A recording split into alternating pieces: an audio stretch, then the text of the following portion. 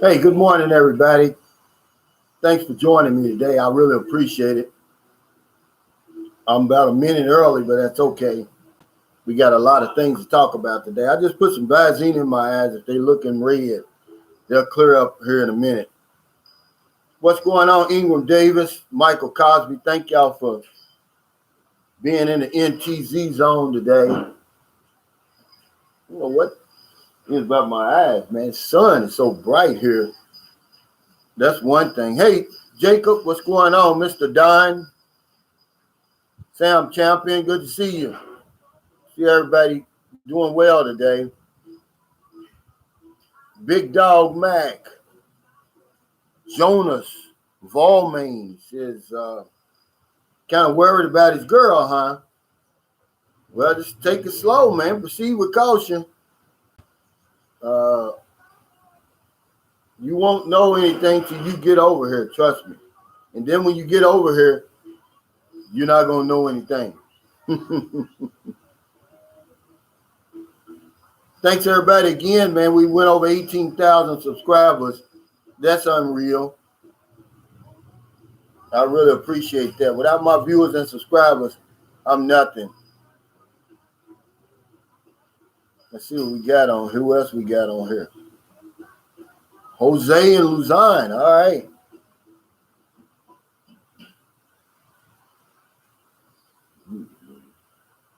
Mr. Don's got a question, huh? Says, must I be divorced to come to the Philippines and have a girlfriend? I have no minor children, but my wife seems to want everything. She's going to fight. I have no fight left in me. Mr. Don, you about where I was when I came over here, man. I gave her everything, which now that I look back on it, I should not have, because she ended up losing it all. But, you know, I did that old karate technique against her. You know, she was pushing against me. I moved out of the way, and she fell, but I should have kept that house. What's going on, Ron Bizzle? Is that Mike's Philippine Journey? I always get your name pronounced wrong, man. I'm sorry for that too, man. Thanks for joining us today. I appreciate it. We got some good news today. You know, well, I'm going to say a light at the end of the tunnel. What's going on, Cassell? We'll get a few more people on here before we get started. Looks like we're getting a light at the end of the tunnel here with this vaccines and vaccination. And we'll talk a little bit about that. Then I'll take your, any questions that you got. Hey, 501 Hellraiser. I like that name. But, Philippines now has 4 vaccines that they're dealing with now. That AstraZeneca, the Sputnik V from Russia, Pfizer from the United States, and then that CoronaVac, which they've had some really good test results here lately with this CoronaVac. It's like at 98% of the frontliners, meaning 7 days after they've taken the vaccine, 98% of them are safe from death. So that means people like us who are nowhere near the front line, it's almost 100%. So that's good news. Hey, thanks, Broad Hebrew Remnant. Shout out, brother, for that super sticker. Also, Philippines is getting in a lot more vaccines. By the end of this month, May, they're going to have 10 million vaccines. Now, this is all contingent on a whole lot of things happening, but this is the contracts they got. 10 million by the end of May, then 21 million doses by the end of June. And you say, well, why is that important? Because, well, remember I told you before, they lowered their goal of 70 million down to 50 million. So if you do your math, that's 31 million doses. Of course, most of them are 2 doses, so you got to cut that in half. But that's about, let's say, 16 million vaccinations toward that 50 million. And then right now, at this moment today, there's 2.5 million vaccinations been done, but 2 million have received the first dose. About 500,000 have received the second dose. Something else I want to add is they're ramping up the vaccinations each day. It's already went from 67,000 a day to 83,000 a day. They have a goal of 120,000. So we're getting there, guys. Hey, Curtis Batten, he said, what's up, Cal, from Asheville, North Carolina. I used to go to Smoky Mountains not far from there. I guess about an hour from there in Pigeon Forge. Benny G from Detroit, what's going on? Let's see what we got here. Anybody that's, I know that Jason Flynn always wants to know the exchange rate. Today it's 47.75. So it's staying around that 48, which is not bad.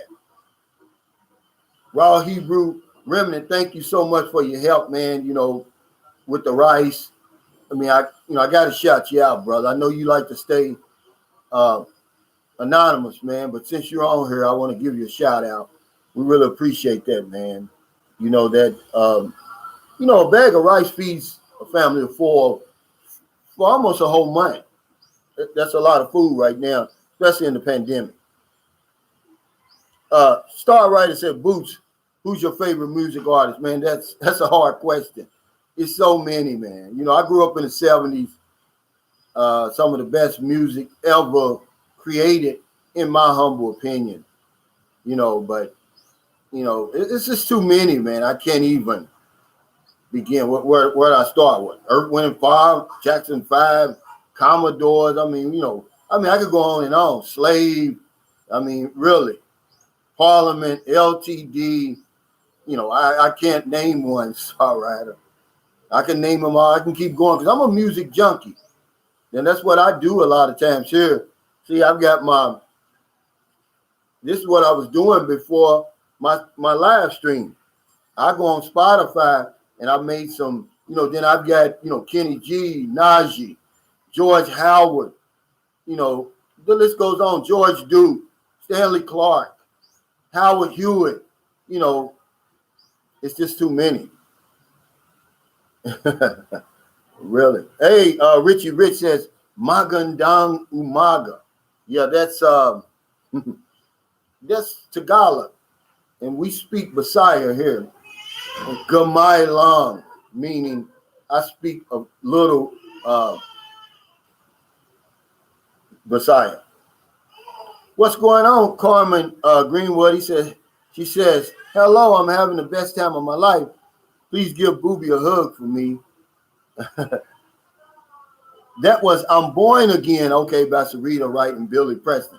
Yeah, not Stevie Wonder, because I was wondering, I looked through that list yesterday and nothing jumped out at me. And then I saw that Sarita Wright and Billy Preston. I said, well, maybe that's what she's talking about.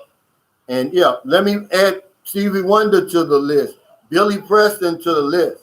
It goes on and on, then, Maurice White is one of my favorite, too. Hey, Willie Rivers, he said, Toledo, Ohio, USA. How you, Brother Calvin? What's going on? I lived in Cincinnati for 6 years, and I really enjoyed it. Hey, John, good to see you on here. We'll be leaving at 9 a.m. in the morning, John, headed to Bacala City. John and we decided that we're going to go ahead and go to immigration together tomorrow. I'll have an update for y'all because I'm going to ask, what options do I have? I saw that 6 months where I can extend for 6 months. I asked them about that. I asked them about having children here. I asked them about, hey, I'm building a little small house up here. Am I going to be able to use that? Hey, SW, thanks for that super chat. He said, Detroit checking in. What's up, bro? I need a Filipina. Hey, thank you, brother. Be careful what you wish for, man. They're hard to handle. That sweet and innocent thing that they put on us, it's a game, man. Let me say that I'm warning you. Hey, Lita. She said, good morning, Sir Calvin. See, I know that's one of my subscribers from the Philippines because they call me Sir Calvin, man. Can you get it any better than that? That's why I love it here. The love and respect I receive in the Philippines, I mean, I can't even compare it to anywhere else. Eric says, plug your merch, my man. Yeah, hey, and I want to thank all my Patreon members and also whoever's been going on that Teesprings and buying the boots on the ground, Sunshine Shoulders, authentic merchandise. I really appreciate it, man. You know, it's just a way to support my channel, man, you know.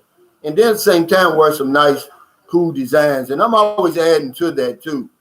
I'll be doing a video, and I promise this, for my Patreon page today, a good one. But my next video is going to be, that I'm putting on YouTube, is going to be why I think the Philippines is going to be the #1 tourist destination in the world in 2022. It's interesting, man. You know, I just think it is. Hey, Rag Jam Rock, he said another beautiful day in Florida. The weather this year has been great so far. I love Florida the few times I've been. I went to, now you're talking about white sand. They literally have white sand in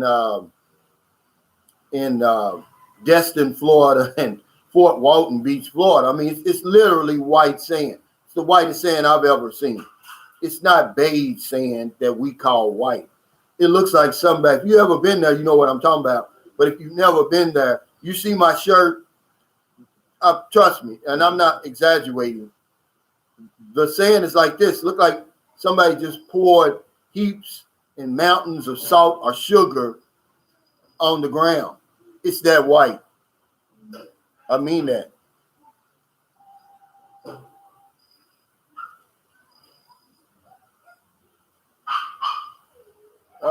XXX says, many Filipinos don't want the COVID vaccine. Many kids died from the dengue vaccine several years ago.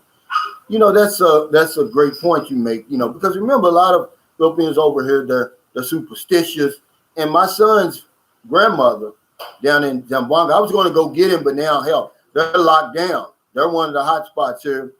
They're under the second strictest quarantine level in the Philippines now.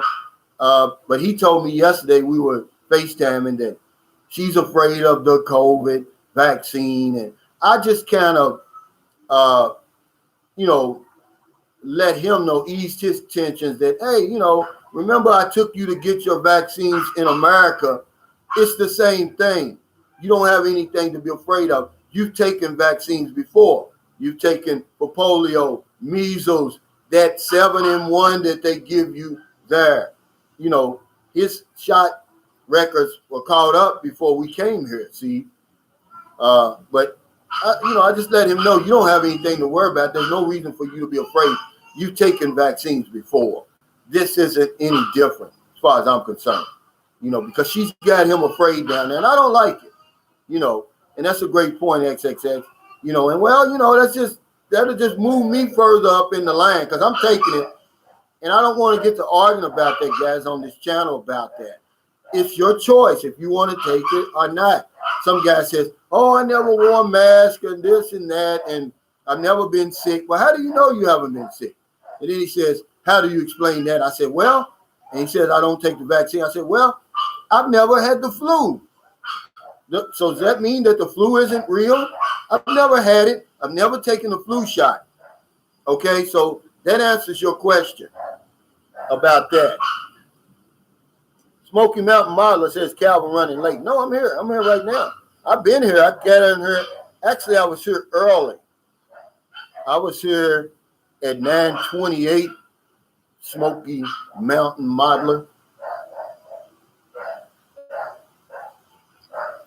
I was just talking about your neck of the woods too. I used to go to we called it Gatlinburg, but most of the time the cabins we rented were in Pigeon Forge.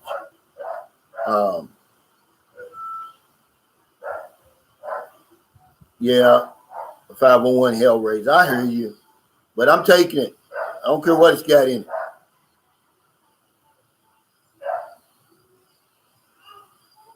Yeah, Benny G. Yeah, good. I'm glad. Yeah, you know, like I said, the good thing about, you know, the Philippine genre it's just like a smorgasbord. You just take what you want and get what you can from each blogger. I think we all do a little bit something different. She's got a great channel. She's very successful. And I support anybody on Facebook, anybody that has a Facebook channel. I'm not competing against her, Benny G. I admire what she's doing. As long as she's helping people, that's the bottom line. But I'm the only one with electronic community pantry. Let me put that out there. Tell her to top that. Any of them to top that, because that's what I want them to do. Hey, Yusuf, hi team. He says another live from the Sunshine Shows, aka Big Cal, 50 Cal. Man. Wendell Chapman says, my lady wife is a proven piece of gold. Yeah, you either get a good one or you get a bad one, man. I tell you what, you get a bad one here, you get unlucky here. You don't get lucky, you get unlucky here. Jose Villanova. I always get this messed up. Villanova says, hello, Calvin. I finally made the beginning of the live stream. I'm glad, man. What's up, Hollywood, baby? Oh, Ballin' 1665 in Paradise. I didn't know you were from my hometown, Lexington, Kentucky. Yeah, I was born on Ray Street. Actually Thomas Street. It runs off of Ray Street. Right there, I guess that's considered their East End.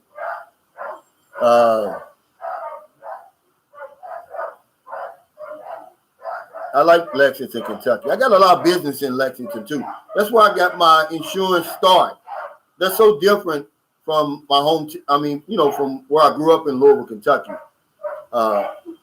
That's when I got my feet wet in the insurance business in Lexington, because they were more reasonable than the people in Louisville. They would listen to what I had to say.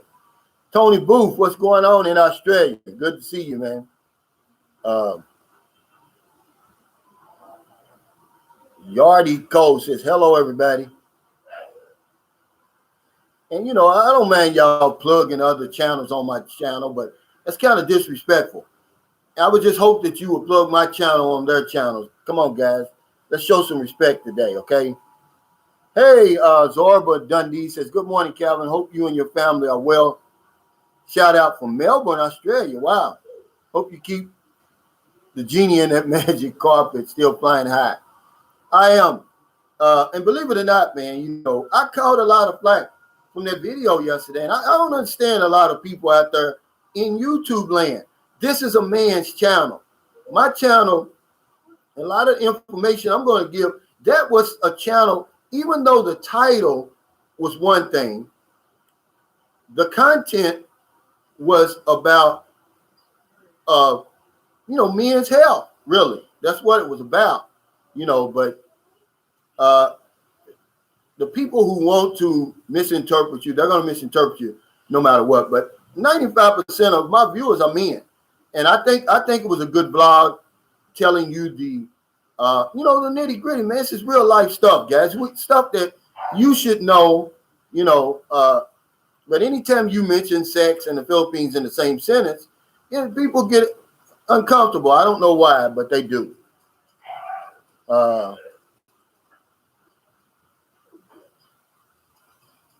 Doug Carr said, for me, it depends on the genre of music. I grew up in a time where in the 70s where if you like country, hell, I beg your pardon, I never promised you a rose garden. I mean, if you like soft rock, hard rock, soul, it didn't matter, man. The music was great. Hey, Raw Hebrew Remedy, he says, just sent you something, Brother Calvin. Thank you, man. I appreciate it. And you know what we're going to do with that? We're going to use that for the electronic community pantry, man. It's been an overwhelming success, guys, because even though you won't see it, people here, they're starving, man. A lot of people are. They're very hungry. And I want to shout out Carmen Greenwood. She did something that I suggest a lot of us do. Don't sit around waiting on the Philippines to open, man. There's no telling when this place is going to open. She went and found a beautiful place, and I can't think of the name of this place, but it's in Mexico. It's somewhere around the Playa del Carmen area, Cancun area, and she's very happy. I don't even know if she's going to make the jump to the Philippines now. Hey, Wendell Chapman, he says, my own boomtalk, Calvin. Well, he says, my own boomtalk, sir. XXX, Calvin, where you lived over there? I don't live. This is jeans, and then I do go on my channel, you'll see my Sunshine Shoulders over 50 home workout. No equipment, no problem, home workout. Yeah, I don't lift, man. Well, I tell you what, the biggest thing I lift is this. And I use this for my squats right here. This weighs 9 pounds, guys. That's it. But it ain't going to cut you like this. Now, I did, when I was in Zamboanga, man, I joined a gym.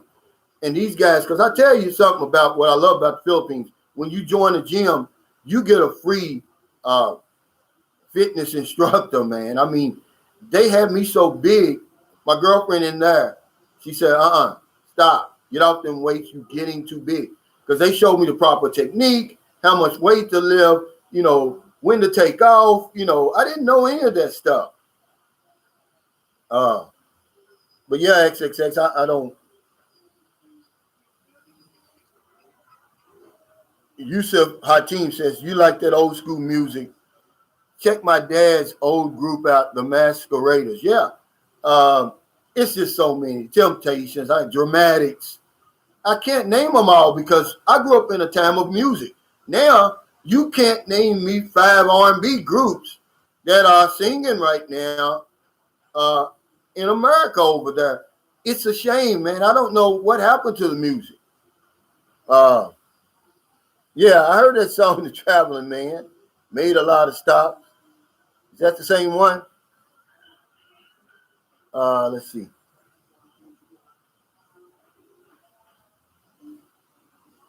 Terry Chapman said, good morning from Cabanca Line, the brownout capital of Negroes. Man, I tell you, I was talking to somebody, a vlogger I wasn't actually talking to her, but, message on Facebook. And she said they're having 2 scheduled brownouts a week in Dumaguete. I couldn't believe it. And we're having them more regular here. I don't know, man. I may have to find somewhere else. Raw Hebrew Remnant says, Calvin, you got any contacts in Davao? I do, but I don't know if they're here now. They've got a beautiful log cabin that they built on 35 acres up in the mountains of Colorado, and they spend time there and they spend time here. I have to check to see if he's there, but I've been to Davao several times. If there's anything you need to know about that Raw Hebrew Remnant, I'll be happy to help you. Thanks, Benny G. I appreciate it. He says, hey, Calvin, a little help towards your electronic pantry. Thanks for keeping it real. Hey, thank you, man. I really appreciate everybody, man. The engineer, he called me. Well, he texts me, here. They don't talk on the phone a lot of times. He got a copy of our title, and he's applying for the building permit this week. So hopefully, I'll be able to give y'all guys an update. Hopefully we can start this week. I'd like to. Hey, Robbie, he Remnant says, cool in the game. Yeah. John Gomez says, one of my favorite. I saw him in concert, Peebo Bryson. I saw him when I was still in the Navy. I was home on leave. We had just finished a med cruise. I came home. I went to see Peebo Bryson and Jennifer Holliday. This was 1984, summer of 1984. And they sound like I was, at home with my earphones on, listening to the record. See, that's how it was back then. Now it's just so much foolishness out here now with all this auto-tune. And, I'll tell you what, man, I don't I don't like the music now that's being played. I promise you, it's junk.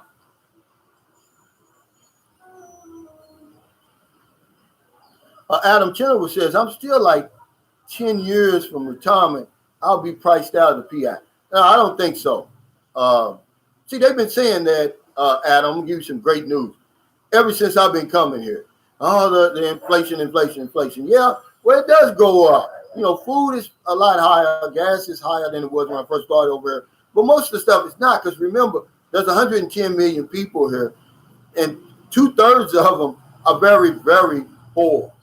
And you're not gonna price if they're not gonna price them out, they're certainly not gonna price you out. So, you know, the thing is, man, do not let that kind of talk scare you, man. James B says, "Hey Calvin, what's the latest on Gail finding her dad?" Great question. Gail's DNA has reached the United States. It's already in the lab. So we're just waiting for them now, James B. So, man, we're this close, man. See, but let me caution you guys again. We found the Gregory Mitchell we were looking for. But is he Gail's father? We don't know. So that's why let's delay judgment on Gregory Mitchell. And I was talking to the guy who's helping us. I call him an investigator. He's really not. But he does that kind of work. I just told him, I said, look, man, you know, it's a lot going on behind this situation. Ron Bizzle, what are you saying? Where's Calvin? Man, I've been here. But yeah, we found him. He is, in fact, the Gregory Mitchell. But one of the problems was, and the mother even admitted it, he said, hey, is this my baby? Then, you know, because even she said she was seeing other men. So when she shows up 8 months pregnant, you know, he's denying it. He's like, you know, is it really mine? Because he had paid her some money. This is her words, not mine. To get a procedure done, she kept the money. So, you know, let's just, you know, but yeah, I'm excited. I think that we're on to something. Man, if we push her across the finish line, you can talk about any other vlogger you want. We gotta go to the top of the list with this one, man. This is a miracle type stuff that's going on, guys. Nobody else is doing this kind of work over here, man. You know, I don't want to take any credit for it. I give y'all the credit, but I was in a position to help her, and I did. You know, see, that's what my channel is for. That's what my Facebook page is for. It's all about helping other people. You know, yeah, sometimes, you know, my vlogs are inspirational, motivational, entertaining. Most of the times they informative, but never bashing or putting anybody down. But yeah, we helping people here, man. Let's see.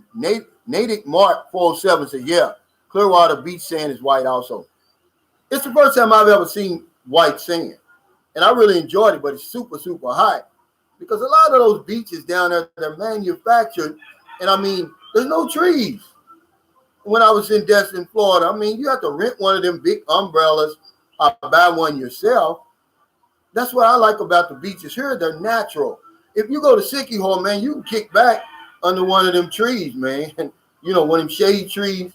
The Philippines has a lot of shade trees, as hot as it is.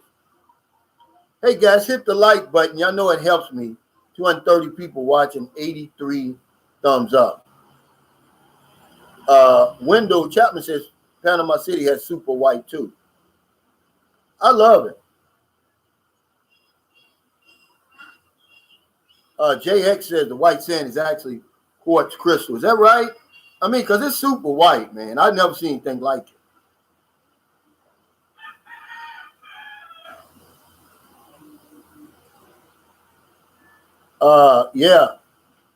QMCCA, I don't know what this stands for. Is that 110328? Oh, no. Q McCall 0328 says, I took it. Get it, bro. Don't listen to people who don't understand science and empirical data. I'm going to take it. I've been taking vaccines my whole life. Why all of a sudden am I afraid of taking vaccines? I'm not. You know,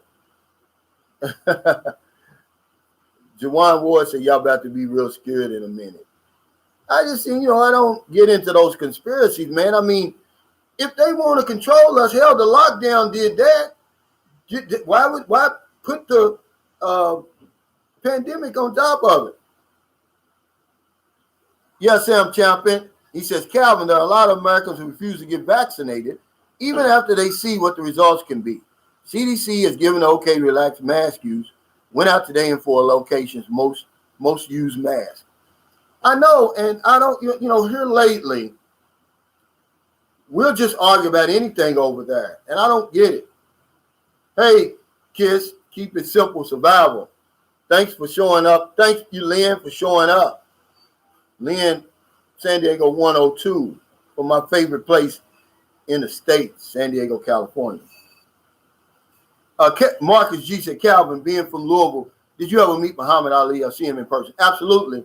My junior year in high school, I became best friends with John Y. Brown III, who was, at the time, John Y. Brown Jr.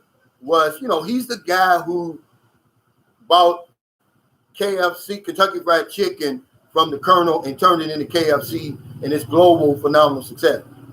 Multi-millionaire. Well, he was running for governor, and me and his son, John Y. Brown, we just called him John. We had English class together, and John Y. Brown bought Muhammad Ali to Central High School, which is the school he graduated from. And I was able to meet Muhammad Ali, for the first time ever. Shook his hand. I'm right there in the front. Me and John, because I'm with, and John Y. Brown Jr. eventually won the governorship. He was married to Susan. What's her name? Susan. Was it Susan George? The lady, the football reporter, one of the first. But yeah, I met Muhammad Ali one time. Smoky Mountain Modeler says Charlotte's about a 4-hour trip for me. Okay, yeah. Because I see the signs when I'm pulling off to go to Pigeon Forge. I see that is it Asheville, North Carolina? Rag John Rock said, Calvin, where are you, brother? Oh, you mean physically where I am? I'm in San Carlos City, Negros Occidental, which is about 4 hours north of Dumagetti, about 2.5 hours east of Bacala. And I got my directions mixed up. I'm about another 2.5, 3 hours from Cebu. Doug Carr said, Calvin, you got blowback on that video. Yeah, some guy, and it's Steve Frosty's his name. He used to be on my lives all the time. I thought he was a good guy. He tried to blast me, said I'm promoting sex, tourism in the Philippines. I said, how did you get that out of this video, man? What video did you watch? I don't get it. Yeah, Roy Jones said, all you said is getting late is good for your health. It is. I didn't say it. The doctor said it. They do studies on this stuff, man. People whose job it is to study stuff like that, they said it with men. And most of the guys that watch me, we're getting up in age. We're 34 and up. And that kind of stuff, when you're talking about erectile dysfunction, when you're talking about heart disease, when you're talking about prostate cancer, it gets our attention, guys. That's what I'm talking about. But, I like that, though. I like, when people share their, their outlook, but don't get stupid about it. Because he says, it's been 2 years and she's not dried up. Well, how would you know? It's been 2 years, you haven't seen her. How would you know she's not dried up? I didn't say that. I said the longer that a woman goes without sex, she has a harder time getting aroused and having an orgasm. That's a fact. That isn't something I'm making up. And also, her estrogen levels go way down. She becomes drier, which men don't want that, man. We don't want no dried up woman, man. Some guy said just get you a tube of KY jelly. Man, I don't fool with that stuff. Michael Cosby says, thanks for that super chat. He says, how the hell are you, bro? What's your address? I'm going to send myself to the Philippines by buying box. Man, that would be a heck of a 2-month trip, Michael. That's crazy. World traveler making a change. Said, Calvin, I hear you talking about the white sand in Florida. You should check out the many white sand beaches we have in the Bahamas. See, I've never been to the Bahamas, world traveler, making a change. But that's one of the places I suggested to guys. I said, look, don't sit around and waste your summer waiting on the Philippines, because it's some magnificent places on this earth that you can go to. And I named a few I went to, but the Bahamas one I've never been to. And yeah, that's easy. Edwin Vega said, what's up, Calvin? It's great to hear your stories. Great content as always. I appreciate it, man. I just give it to you how it really is. From my perspective. Remember, the beauty of the Philippines is in the eyes of the beholder. Some people come over here and say it's a shithole. I say it's a paradise. You know, you may see it somewhere in between there. You know, but I'm telling you what I'm seeing, what I'm living, and what I'm experiencing. It can't get any clearer than that. I'm not the Bible on the Philippines. I'm just giving you my life experience over here. And if you can relate to it, that's great. And it's going to, help make your trip here more enjoyable. But above all things, safer, man. I don't want anybody to come over here and get hurt. Lynn, San Diego 102, Playa del Carmen. I've been there before. Now, they've got that real light beige sand, but it's not white like this. It's white in Destin, Florida, Fort Walton Beach, Florida, where I went. I mean, it's really white. It's like sugar on the ground. Timothy Bright, thank you for the super chat. He said, Calvin, my iPhone and flat screen, both, I'm having issues to connect with both on your channel. I hate this. I can't talk with anyone. It goes black. I'm logging off, but want to bless you before I go. Later, y'all. Thank you, Timothy Bright, man. I hope you're feeling better too, man. I hope you get that fixed, because I like you. I like your input, man. I really do. Sam Chaplin said, Calvin, that video with some awesome advice. It is. I just try to make it, informative but entertaining. I didn't know a lot of that stuff, man. I had heard about the prostate thing, but all that other stuff I didn't know, man. I just know that I'm feeling better over here. I attributed it to my lack of knowledge, to, the sunshine, the women eating better and exercising. But it's really more than that. It's a lot of things, the reason why you rejuvenate when you come to the Philippines. But the fact is, you rejuvenate over here. I forgot to say this on that video. John was telling me his wife, one of her friends, a good friend of hers, is John shared it on the video, but I forgot to share it. They met when he was 75. I think she was 25. They've been together 5 years. They have a son. Makes him 80 now. She's 30. They do it, man. They get it on 4 times a day. He's 80. Imagine he had a baby at 75. You think that's going to happen over there? I don't think so, man. Hey, Levon White, thanks for that super chat. He said, hello, Calvin. Many people say COVID isn't real. They don't say the deaths aren't real. Oh, wow. Now that is profound. Yeah. Yeah, they don't, But I've heard some of the crazy stuff they say, Levon, that no matter how you die, they're going to mark it COVID. I just don't see why they would go in cahoots like that. This would have to be the greatest hoax of all time that's ever been imagined in the human mind. It's just doing too much, man. And for what? Eric says, hit the like button. He said, keep up the great work, Calvin. Keep helping the people. Absolutely. Lynn, San Diego 102 said, Playa del Carmen, that's a beautiful place close to Cancun. Been there a few times. Yeah, I went there. That was the first trip. No, the second trip that I ever won as an in my insurance career that I qualified for. We flew into Cancun. I guess it's another 45 minutes to an hour. I can't remember. We were on a bus, a tour bus, took us all to Playa del Carmen, and we actually had access to 3 resorts. It was nice. I didn't drink, but my wife drank a little bit at the time, and they had this orientation when you first get there. Because most of us had never been to an all-inclusive resort before, and they tell you don't eat too much, don't drink too much. I'm thinking, really? These are grown adults. You're gonna tell me that they don't understand that? No, they don't. They were packing people back to the hotel on stretchers, man, because you out there on the beach, you can drink. It's all inclusive. You can drink from sun up to sundown. It never closed 24/7. Same with the food. A lot of people got sick, but yeah, I loved it. Ragjan Rock said Muhammad Ali came to my neighborhood in Florida to have dinner with Angelo Dundee, who lived there. Yeah, Ali was the real deal. He was before his time. At one time, he was the most recognized face on the planet.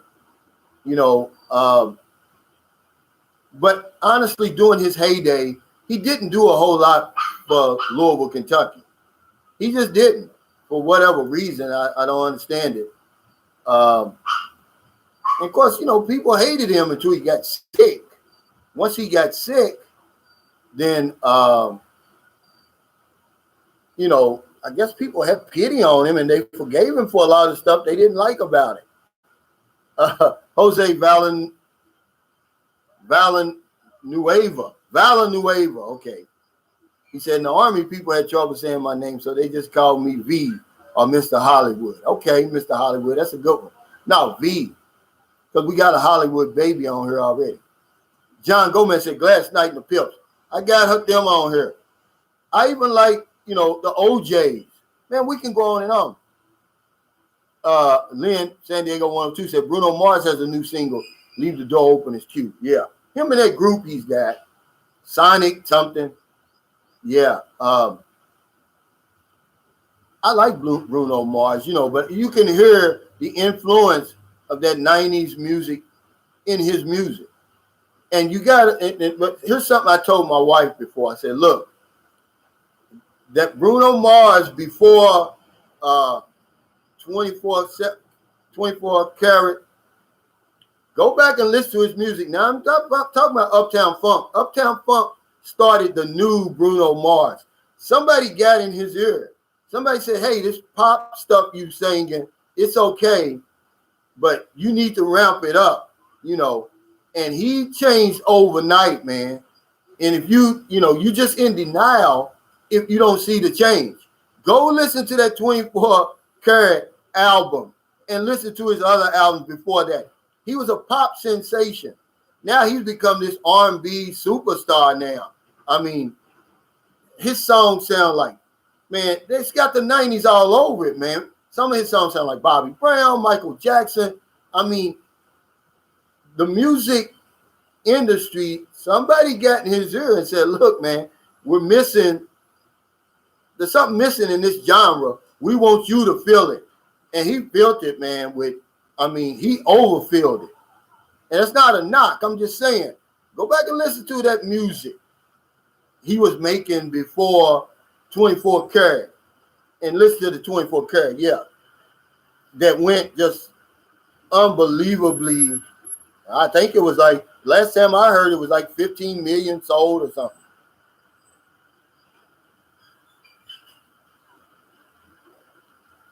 Yeah, James B. Yeah, see, we're just talking about that. He said, only artist today I give my respect to is Bruno Mars.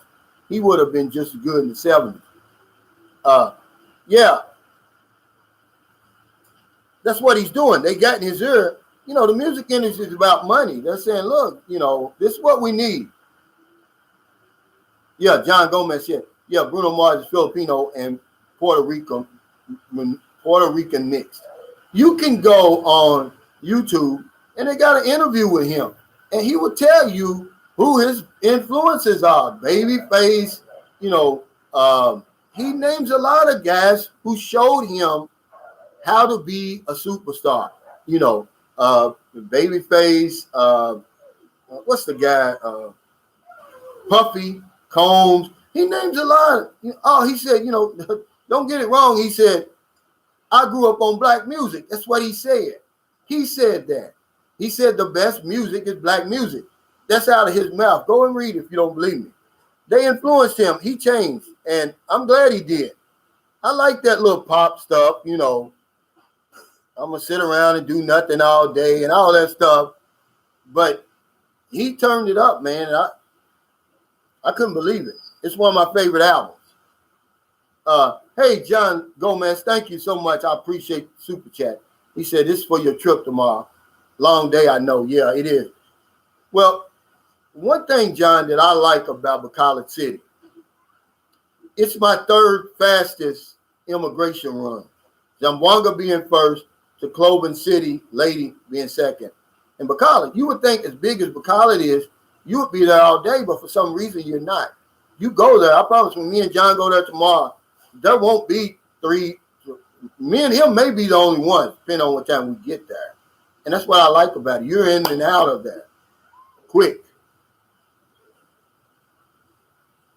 Hey, Robert Dame says, I pray for you and your family, your safety and your success. May the Master of the universe continue to bless you and your family. Thank you, Robert, man. That's profound, man. I mean, that's touching, man, that you would say something like that.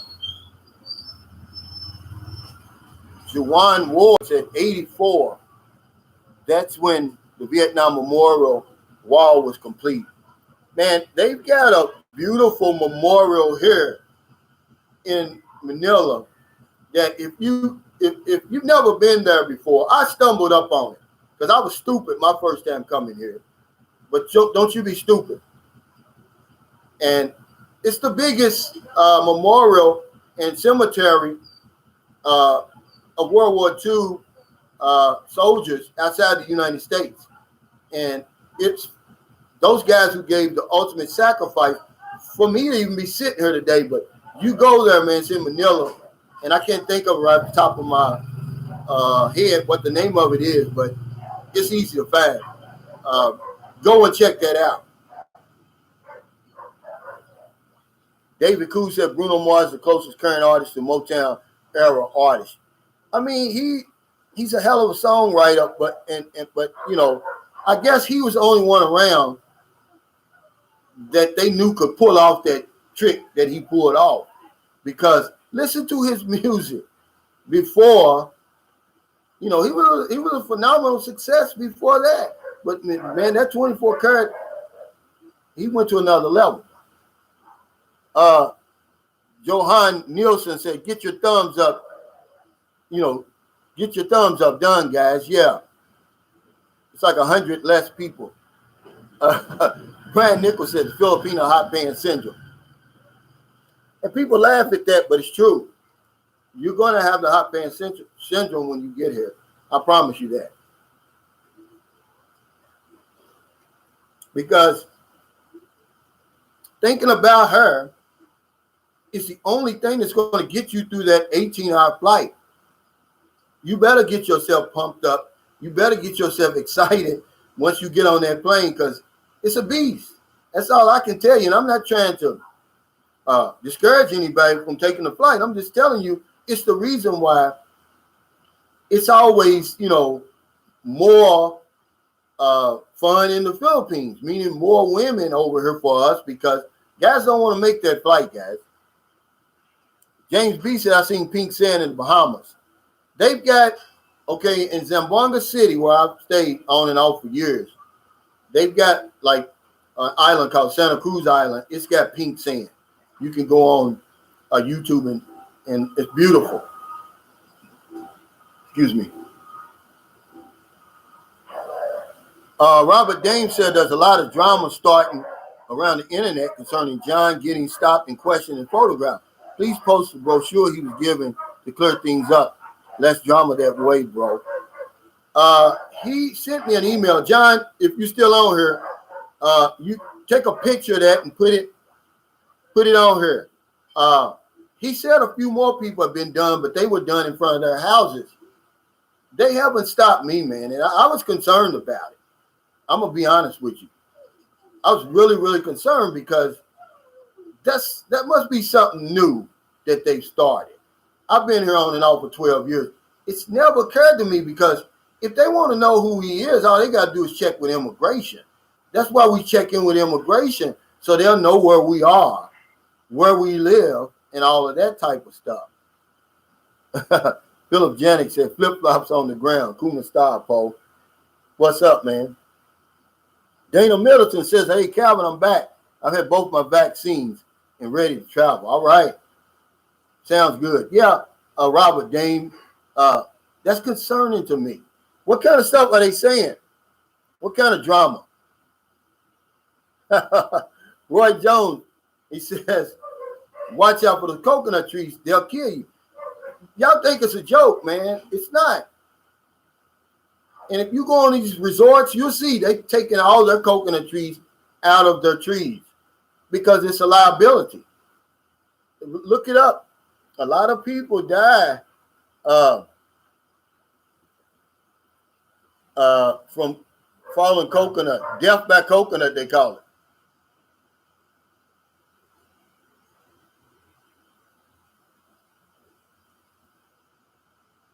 Yeah.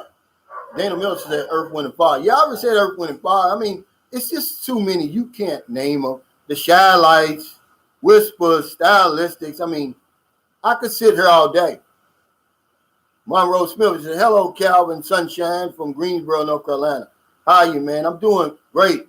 Frank Ellis is in the house, San Francisco. I told y'all this story before. I had one of the nicest sketches of myself done on that Fisherman's Wharf down there in San Francisco, 2002. And I mean, I had it up in my office, and me and my wife going through the divorce. I'm over here. I get back, and it's ripped into shreds in the driveway. When I went to Cancun by myself, we were already separated. But I gave my little daughter the clay caricature of me. The hair was twisted off and thrown in the driveway. It's funny now, but at that time, man, I tell you what, it was not funny. Oh, yeah. James B. He said, imagine what Quincy Jones would have done with Bruno Mars. He would have turned him into Michael Jackson. Well, hell, he turned Michael Jackson into Michael Jackson. Go back and look at Michael Jackson's career right before Quincy Jones got interested in him on the set of The Wiz. It was like this. It was done. I mean, really. Quincy Jones came to him and said, hey, man, I like to work with you. His career was like that. The great Michael Jackson. Yeah. He was doing The Wiz at the time. Imagine. He was older. It's for his transformation. He wasn't cute anymore to the, everybody. He was done. Quincy Jones took him and made him into Michael Jackson. Hell.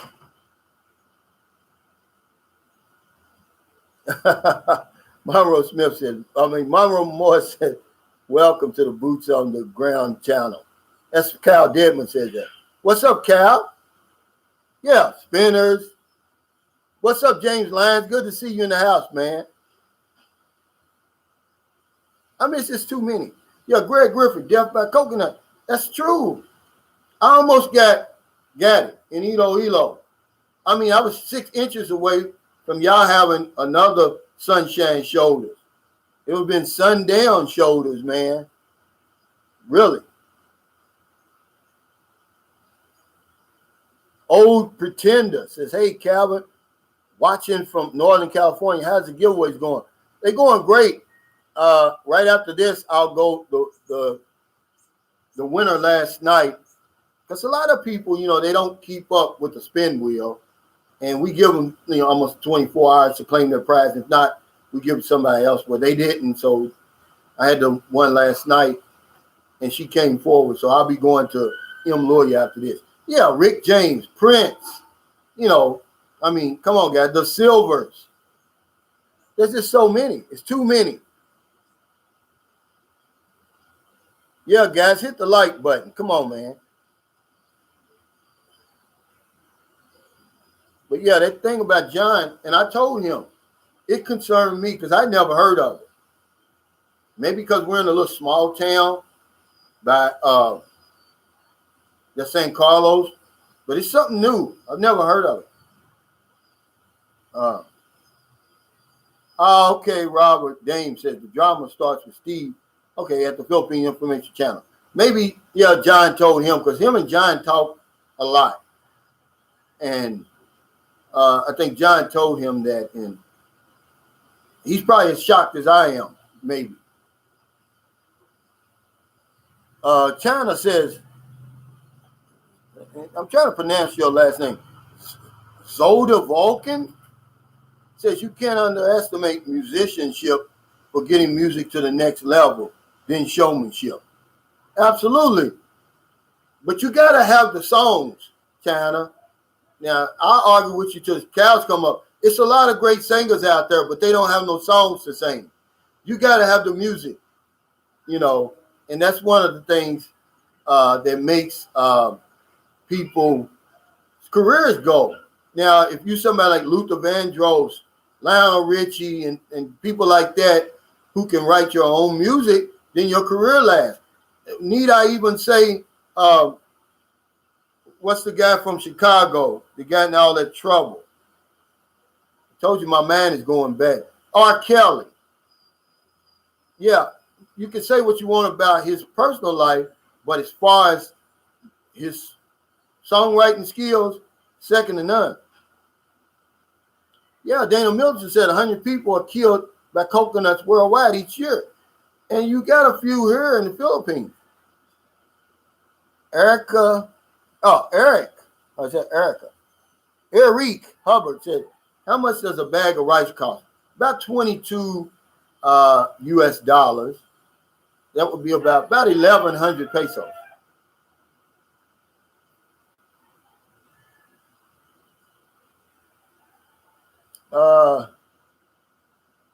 Yeah, Roy Jones says more people are killed by coconuts than sharks. But it's just something that when you get over here, you're not going to be paying any attention to. You're going to be walking under these coconut trees all the time. I've got some right across the street from me, but it's in somebody's backyard. But sometimes, I mean, you really got to be careful, man. I'm telling you, because they're falling from about 40, 50 feet. And these things are, they weigh about, I'm going to say 2 or 3 pounds, man. If they hit you on your shoulder, on your head, good luck, man. Yeah. You know, but we never even imagined. All these years I was over here, it was only 2 years ago when it almost killed me, man. I mean, it hit right next to me. I mean, with a sound, it sounded like a shotgun blast. That's what it sounded like. And this tree wasn't even that tall. It wasn't the typical coconut tree. It was maybe only 30 feet or something like that. Yeah, Smoky Mountain Milo said people know to stay away from sharks. Yeah, but you know, see, I made that video the 3, you know, deadliest, you know, things you got to look out for in the Philippines. One was that damn box,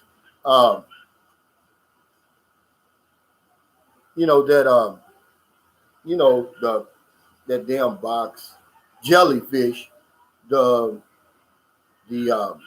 coconuts. I think the mosquito was one of them, I think. Hey, retired 2019. Hey, Calvin. What's up, man? Frank Ellis said a bag of rice ain't cheap. No, that's a half a bag. Because they really sell them in 50-kilo bags. I buy them in 25-kilo bags. They're more manageable. You know.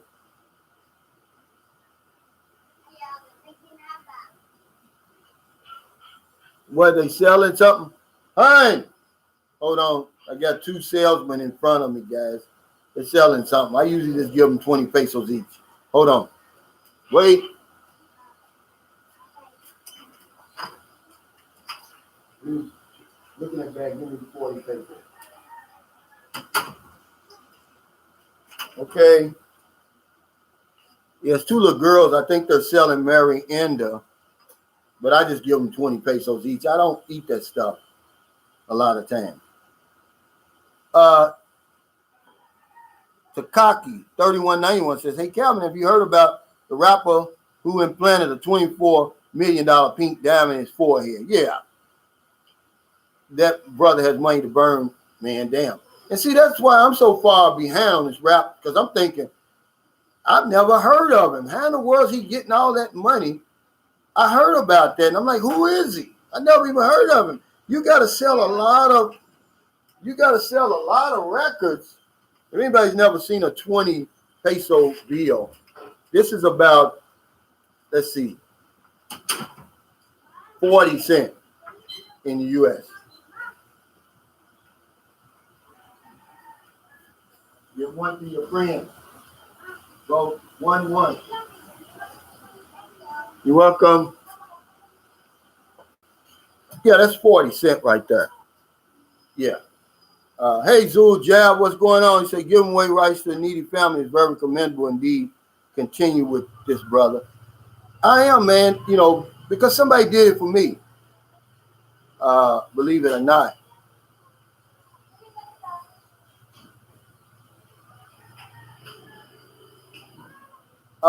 2010 Rod says, no, I mean, the Mike Sullivan one says, wasn't that a mushroom? What are you talking about? No, what are y'all talking about?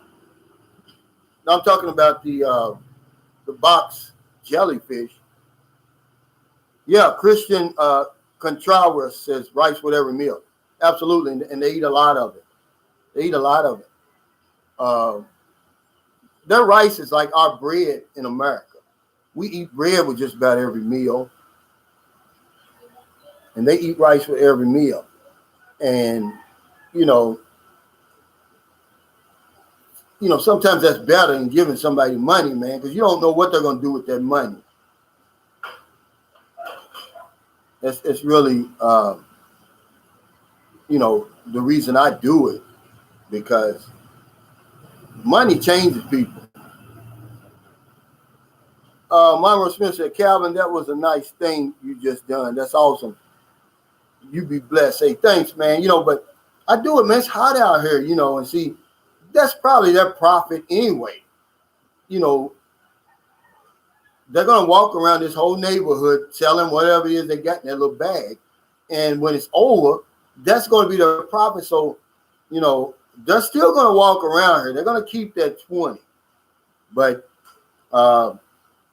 it puts a little pep in their step. Maybe they might buy water or something because, man, it's hot out here. Hey, what's going on, Momentum L? Roy Jones says, when you see a coconut tree, the Jaws theme should start playing in your head. Man, it's the same, man. It's not really funny, man, really. Hey, Terry Pete, thank you. Y'all getting settled into that beautiful home that you and your husband bought. I mean, see, now she's a success story. Really. She's one of the success stories, Terry Pete. Her and her husband, they live out in Vegas somewhere. I ain't going to give too much information.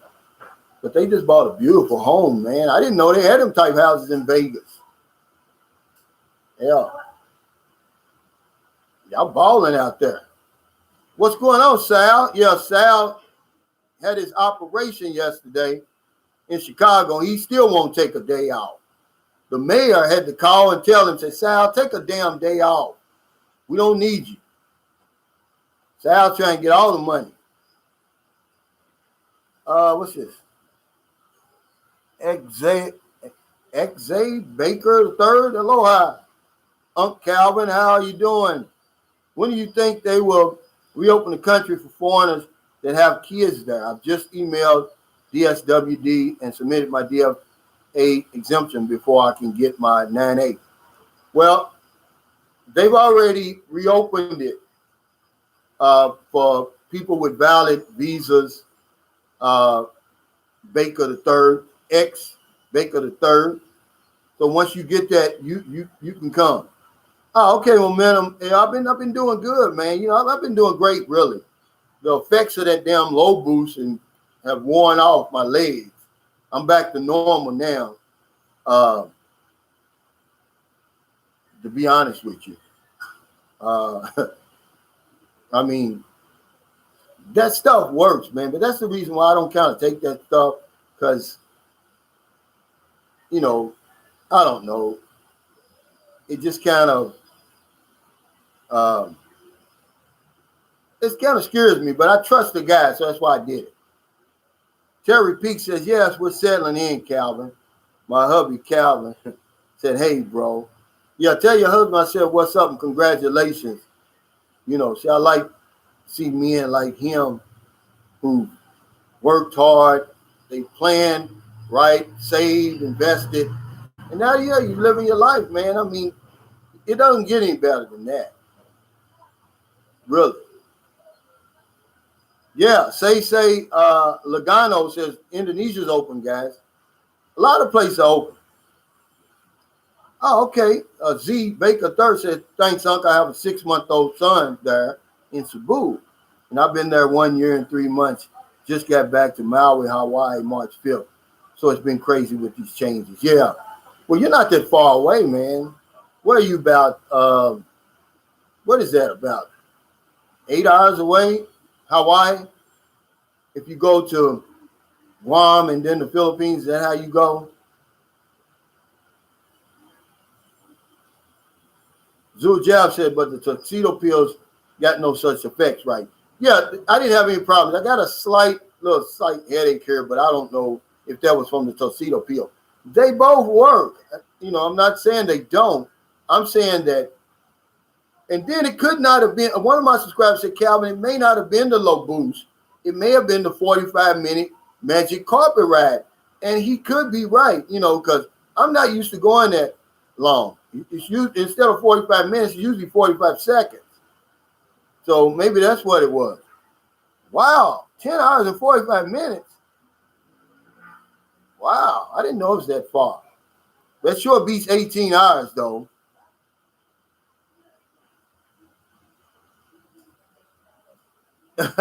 Roy Jones said tuxedo pills will give you a third leg. I mean, they really work. I don't need the stuff, but I trusted him. And Zul Jab is on her now. He's the distributor. And they work. You know, I don't get paid. He didn't pay me to endorse the pills because I told him I wasn't going to endorse them. I was just going to give him an honest review. And he said, hey, try them. If you like them, let your viewers know. And they work, man, you know. But they don't work like Viagra. They're not Viagra. They don't go, you don't go like that. Once you start, that's when it kicks in. It enhances. Robert Dame said, Cal, have you been to Laredo? I haven't. I stick mostly around the Visayas region, Mindanao. Now, you ask me anything about Visayas, I've been all over the Visayas region and Mindanao. But up north, I guess that's up north. Hollywood Baby says, hey, Calvin, I met 40-plus Filipino here in the States married to a 60-plus man with disabilities, and she takes really good care of him. He's diabetic and bilateral amputee knees. She's from Bacala. Good girl. Absolutely. And, you know, the overwhelming majority of Filipinos are good women. It's just that when you get unlucky, you get unlucky. And I'm glad you brought that up. And a lot of times it's because of the situations, though. Let's be real. I read this in the Manila Times today. It says, Filipinos who are working over in Israel and living near Gaza have decided to stay despite exploding missiles and collapsing buildings rather than come home. And one of the reasons the guy mentioned was, he said, the bills at home. He said, we ain't got no choice. I got to stay here. We got bills to pay and take care of my family at home. See, so they're in the middle of a raging war. It's kicking up too. You know, about 30,000 Filipinos working over in Israel. I didn't know that. I've been to Israel. I've been to Haifa, Israel. And I really enjoyed it. I was kind of shocked. They were partying. And this is in the 80s. I don't know what it is now. They were partying, man, and, you know.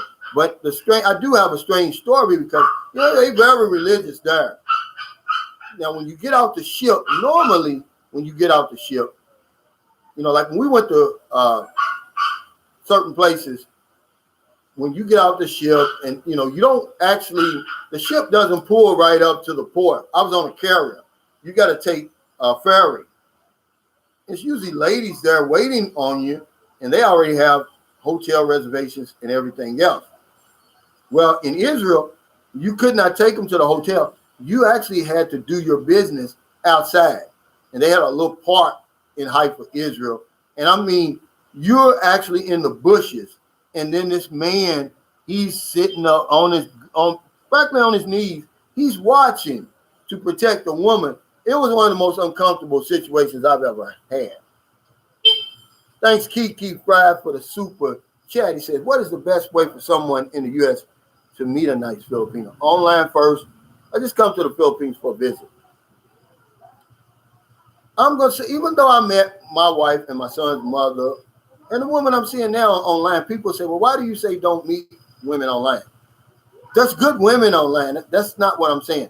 But you limit yourself when you do that, number one. Number two is, because I met her, I was already here. Number two, Kiki, is this. When you meet that woman and you come over here, you're stuck with her, whether you want to be or not.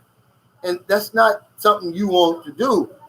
It's just as easy to come over here and meet a Filipino than it is online, because they're not shallow like what we're used to. See, what we do, we bring our American thinking. We see this nice looking woman, we're afraid to approach her. But you don't have that over here. You can ask the people where you're going to stay in a hotel or Airbnb or restaurant you're eating to hook you up with somebody. It's probably the best way. So I would say come over here, but either way, really. But the only thing about meeting somebody online, man, she's going to put her hooks in you. She's going to commit you. Zulja says, believe what Calvin says, and 4 boxes of tuxedo pills are on the way to the USA. Wow. Stephen K said there are also Filipinos in Gaza as nurses and other professions. Yeah, I didn't say that, Stephen. I just said that the man he talked to, but they're not coming home. Where are you coming home to? That's my point. They would rather stay over there in the war, surrounded by exploding missiles, collapsing buildings.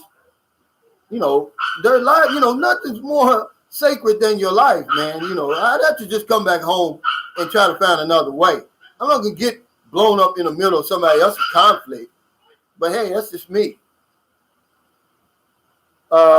Christian Contreras says, Calvin, you should check out English City Expat Facebook group. I'm going to do that today, brother. I'm glad you said that, because they say they got it going on up there. I've never been there before, but they say they've got it going on up there. Their own mail, they got barbers up there and different things like that. Frank Ellis said instant relationship. Yeah. If you're just going to be here 2 weeks, I get it. Yeah, you can meet somebody online. Come on over here. Let us show you around. Get the girlfriend experience and all of that. Because, see, and you're going to win that way. See, because in the short run, we're going to win. But Filipinos, they play the long game. See, they're going to wait you out. The longer you're in the relationship, the more it's going to turn into her favor. See, because what the Filipina does, she cannot play her cards when you play your cards. She can only play her cards after you've played all of yours. You're sitting there, guys, with a royal flush. She's got a pair of deuces, jack high. She knows if she puts hers all on the table the same time you do, she's going to lose. So she sits back and lets you squander your damn royal flush. Then she cashes in the damn 2 pair of deuces, man. That's basically all I can, the simplest way I can explain it. She plays the long game. In the short game, if you're over here for 2 or 3 weeks, you're going to win. But the more times you come here and fool with her and everything like that, she's going to wait you out. Wait for what? Wait till you fall in love. No, wait till you start trusting her and then fall in love.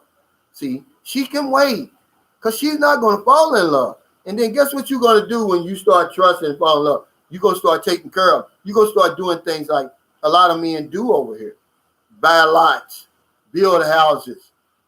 And then next thing you know, boom, she plays her hand and she's out of there, man. It happens all the time. Is that a knock against Filipinos? No. But if you get unlucky over here, man, that's what's going to happen to you. Hey, Stephen K. says, let's all join together and use our labor to do everything our labor does. Absolutely. I have to agree with you on that. But so that's why I tell guys, just take it slow, man. See, our problem is we see this cute Filipina, long flowing hair, short shorts, or skinny jeans on. I mean, she's beautiful. She's something you've never seen before. She knows you're going to fall in love because that's the script. If you don't fall in love, then you're going to it's going to mess up her script. If you come over here and you don't want to go to the hotel with her on the first night and all that, you're going to mess her script up. She's going step by step by step by step. Because guess what? Her friends did it. Maybe her sister did it. Somebody else in the family did it. They think they know us. So when you come over here, you need to rewrite the script. And that hot pan syndrome is what gets us in trouble. See, you're going to play you're sitting there with a damn royal flush. She's got a pair of deuces jack high. And she's going to win.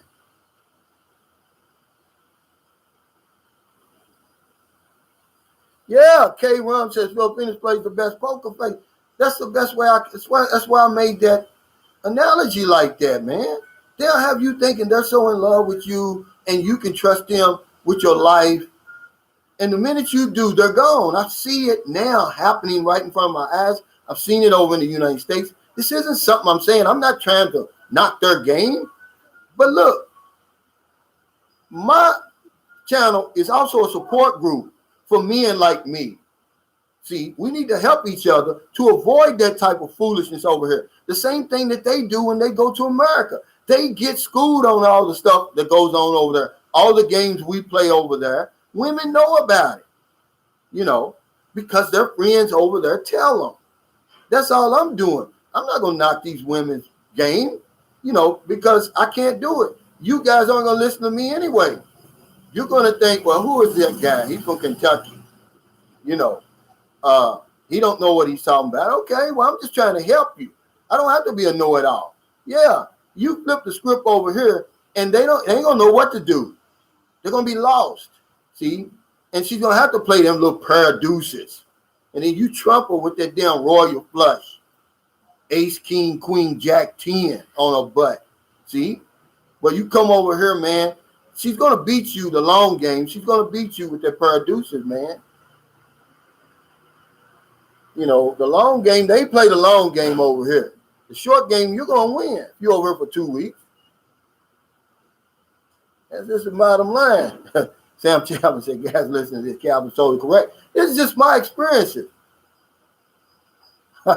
Lynn San Diego 102 says, the Calvin, the Filipino makeover on foreign men. That's what they do. My girlfriend last night, we're just laying there watching a movie on Netflix, and she starts talking about this stuff. If you think it's just coming from me, she's telling me the stuff that her friends do. They'll marry an older man over here, go to the States, divorce him quick. She said that. It could have been me talking because I could have said the same thing, but this is her. She says several of her friends. That's the reason why she said I was never, ever, in my younger years, interested in a foreigner. All my friends did, and I seen what they did. She's the one told me about the lady that was over here that was pregnant. And one of us came over here, married her. Oh, my God. But, who am I? Don't listen to me. That's the type of games that they play over here, man. Jason Kincaid, thanks for that super chat. He said, this may help you or this may hurt you, but it's the truth. Keep speaking the truth, Calvin. Thank you. It's just my truth, really. But if it can help you, I get it straight from the horse's mouth. My girlfriend I'm dealing with now, she's the only one that's ever talked to me about this stuff. she gives me the nitty gritty too. You know, I mean the real nitty gritty, straight from her mouth. And I'll be shocked at some of the stuff that I be hearing. You know, but then I'm seeing it, man. I'm seeing it. So if we slow down, if we rewrite the script, so to speak, mess it up, flip it, come over here and you say, no, I don't want you to meet me at the airport. I'll call you when it just got back on this 18-hour flight. I'm tired. You know, if you can do that, man, I'm going to tell you, you're going to win. George, man, said, just don't marry. Game over. Yeah. Myra Smith said, no, Cal, we're listening to you. We know there are some bad Filipinos over here. But, you know, it's bad women everywhere. But, see, we're talking about the Philippines, guys. This is where we're coming. This is where I'm at. And then this is where I'm coming. So, like everywhere else, as that's a shame as you are. So, right. But this is where we are. This is where I am. This is where you want to come. So, we need to help each other, man. You know, tell me your horror stories if you had any. Because it'll help going forward, because she's got that poker face, man. You cannot read. You know, I used to think, hey, these women are easy to read. Boy, was I fooled. And I used to think, oh, man, these women really are serious on these dating sites. Boy, was I fooled. Yeah. I had no idea when I came over here that they were setting me up with the Filipino makeover. You know, every woman I talked to, I was so handsome. My ex-wife told me how ugly I was. See, I look like a raccoon and all that. But the minute I get online with a Filipino, oh, you're guapo. You look 10 years younger. You know, what you do, you work out, you know, and at that time I'm 30 pounds overweight. And I'm like, man, I'm blown away. This is where I want to live in the Philippines. It's crazy. Retired 2019 said, Calvin, are the women hustling, or do they really care before me? Over time, they do. But you got to realize, man, a woman's not going to be, she's only online to meet you for a reason. See, if you come over here, you'll understand what I'm saying. But if you've never been over here, you're going to be just like me. You're going to think, oh, she really likes me.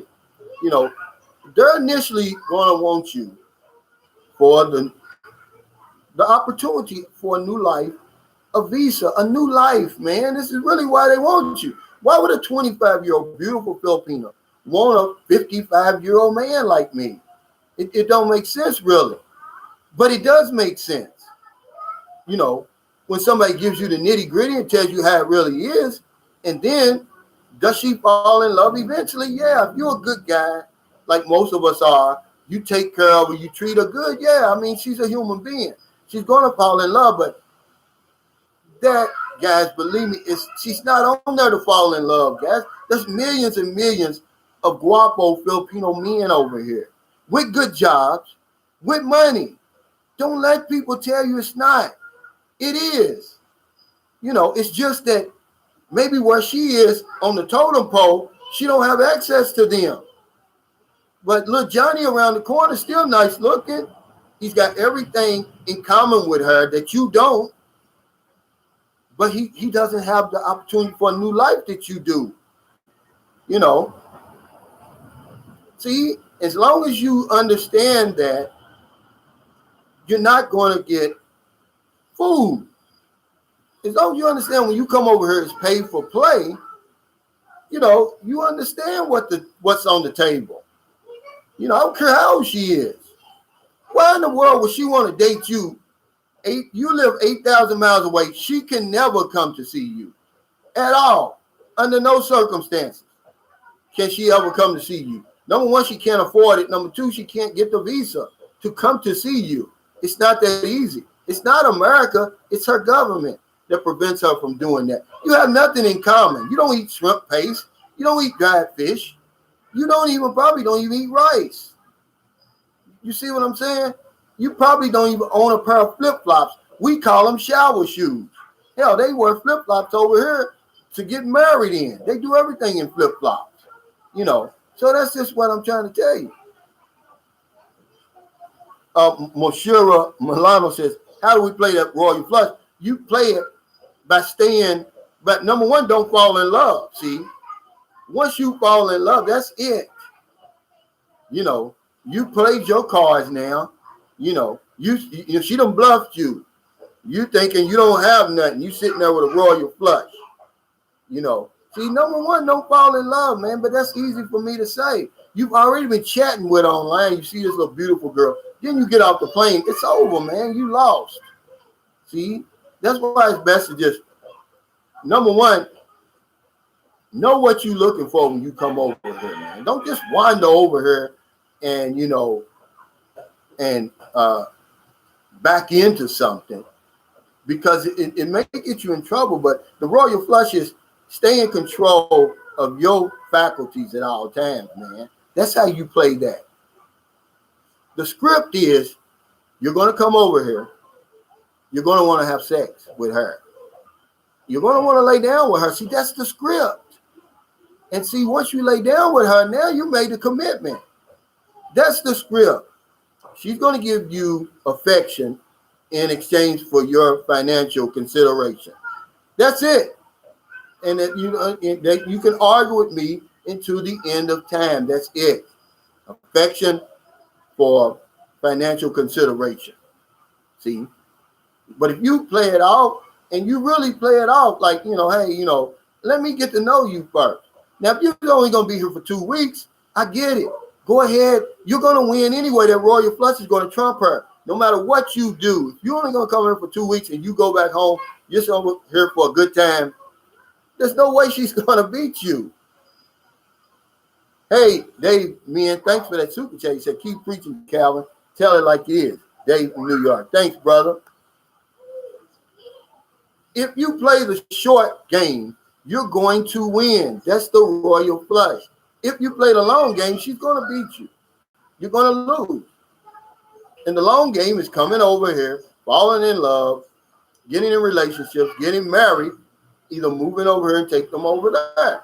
Who says that you have to marry somebody over here, guys? You don't have to do that. But in our minds, we have to do it. You don't have to do it. There's millions, listen to me. There's millions of living partners over here in this conservative country. You don't have to marry these women, man. You know, get to know them first. That's your royal flush. Most of us don't get to know them. We fall in lust with them, you know, because you ain't loving nobody that quick, man. You know, we're infatuated with the women. But she's got you now.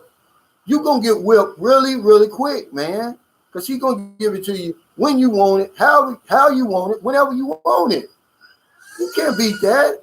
Hey, good morning. Mayang buntag. You can't beat that. You're not used to that. Not from a 25-year-old woman who's probably never had a man before in her life. You know, something right out of a magazine is what she's going to look like when you see him for the first time. Hey, Jose Valenzuela. He said, thanks for that super chat. He said, thanks for sharing your views. Maybe you can start the adventures of Calvin in the Philippines. I really am trying to help you, man. You know, I take the heat. I can handle it. Believe it or not.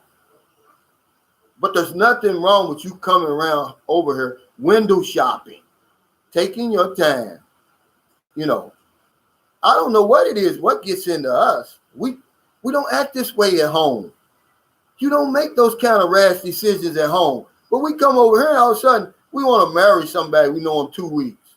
It's impossible, man. You can't do it. Not over here, man. Hey, Lynn. San Diego 102, she said, your lighting looks good, Calvin. Thank you. I finally put this damn computer to work. I bought it outside and it works a lot better. Frank Ellis said, she got you all loved up. Yeah. Brick says, Calvin, I call it security for affection. I think decent girls view money as security. Yeah. Now, don't get me wrong, Brick. I'm not saying there's anything wrong with it. But this is how they end up with all the power and have us in the palm of their hands. When everything says we should remain in power with everything we're bringing to the table, you're bringing a royal flush to the table, man. Let's be honest about it. The Filipino knows what she's bringing to the table. See? But for some reason, you seem to think that, you know, because people always say, oh, a fair exchange. There's no fair exchange. I'm sorry. With everything you're bringing a royal flush. She's bringing a pair of twos, jack high. No. There is no fair exchange. If that's fair exchange, then you're complicit in your own robbery, you know, because it is no fair exchange. You're offering a damn new life, a new damn life, guys. An escape, an exit plan from here. Some people are trying to escape here. It's so bad in certain areas here. They're trying to escape. You are the exit plan. And guess what she's bringing to the table? You know what she's bringing. Okay? So let's just keep it real on my channel, guys. You know, let's don't play no games. You know, don't pretend that all, you know, these guys, they saying, oh, well, go over there and meet up. Educated professional. It don't matter whether she's educated professional. That's all she's bringing to the table, man. All right?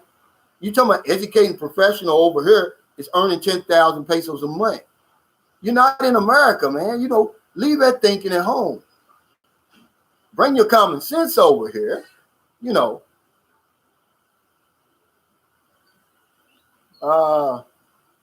Roy Smith says, so should I bring my own computer? Not buy one there. Absolutely. Bring your own. Bring your own.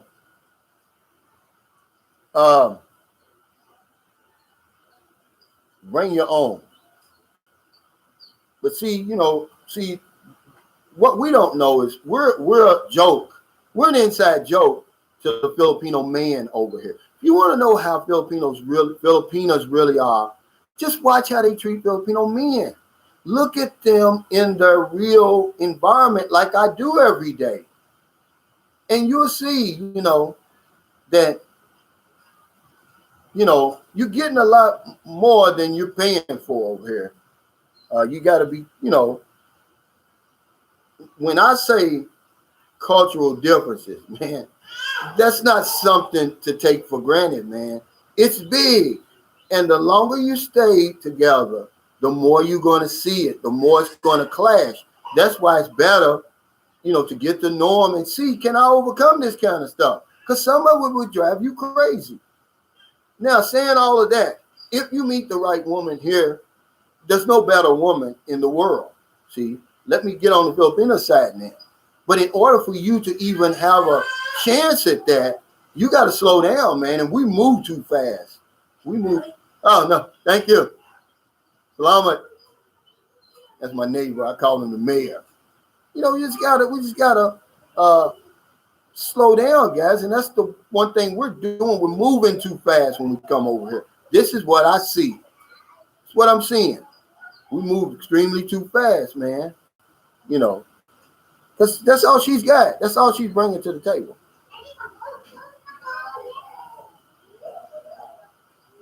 No, Filipinos, they don't want that. See, the one thing I tell you about Filipinos, she's going to let you know right up front where she's coming from.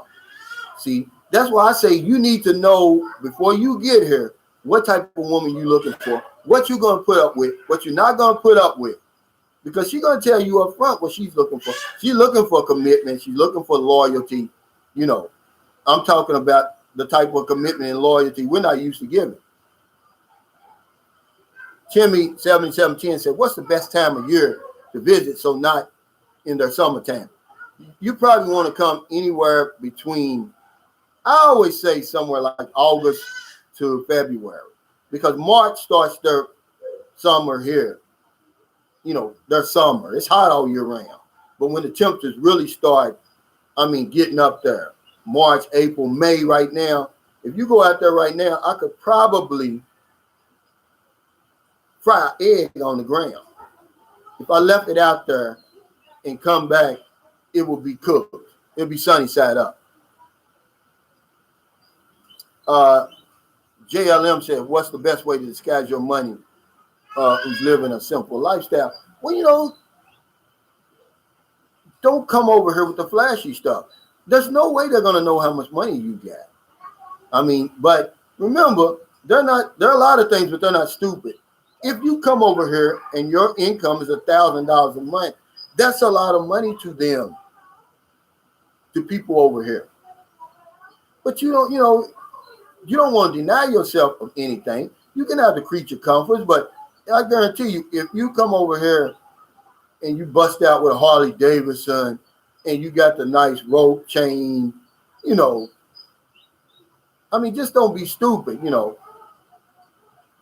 But here's the thing, the pillow talk is what gets us. This is where she finds out how much your pension is. How would she know unless you told her?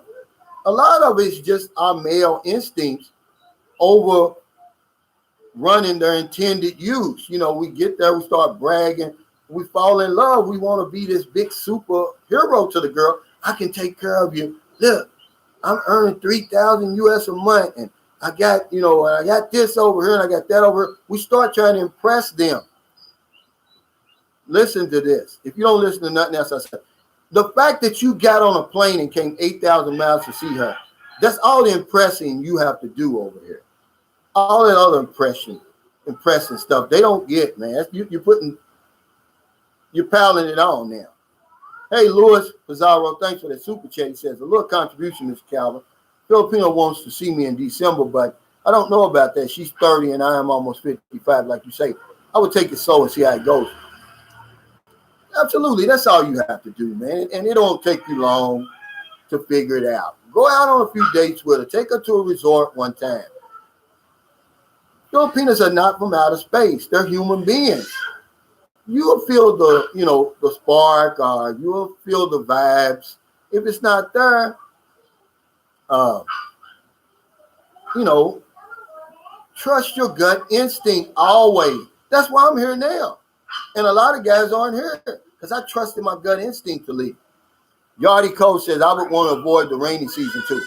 I wouldn't. And I'm going to tell you why. It depends on what part of the Philippines you're staying in. Remember, there is no one Philippines. This place is vast. It's very, very different over here. The rainy season is going to give you cooler temperatures. And so you don't want to avoid the rainy season. Because guess what? It's after the rainy season. It's either wet and hot or dry and hot. When the rainy season's over with, here comes the summer. See? So, yeah, Frank Ellis said, don't tell him Jack. Why are you telling strangers all your pertinent and important information? I'm an insurance agent. There's something called HIPAA. Just practice that over here. Or even why would you give somebody that you really don't know? You only met online. You only been here with her for 2 weeks. Why you want to tell her all your life story? Because listen to this. She's not going to tell you a jack. She's not going to tell you jack. I promise you that. She's going to tell you as little as possible because you're not going to ask her. That's not why you came here. She knows why you came here. She's going to keep you busy with that. So you won't ask any serious questions. You won't put her on the hot seat, so to speak. She knows how to keep you distracted. And that's her game.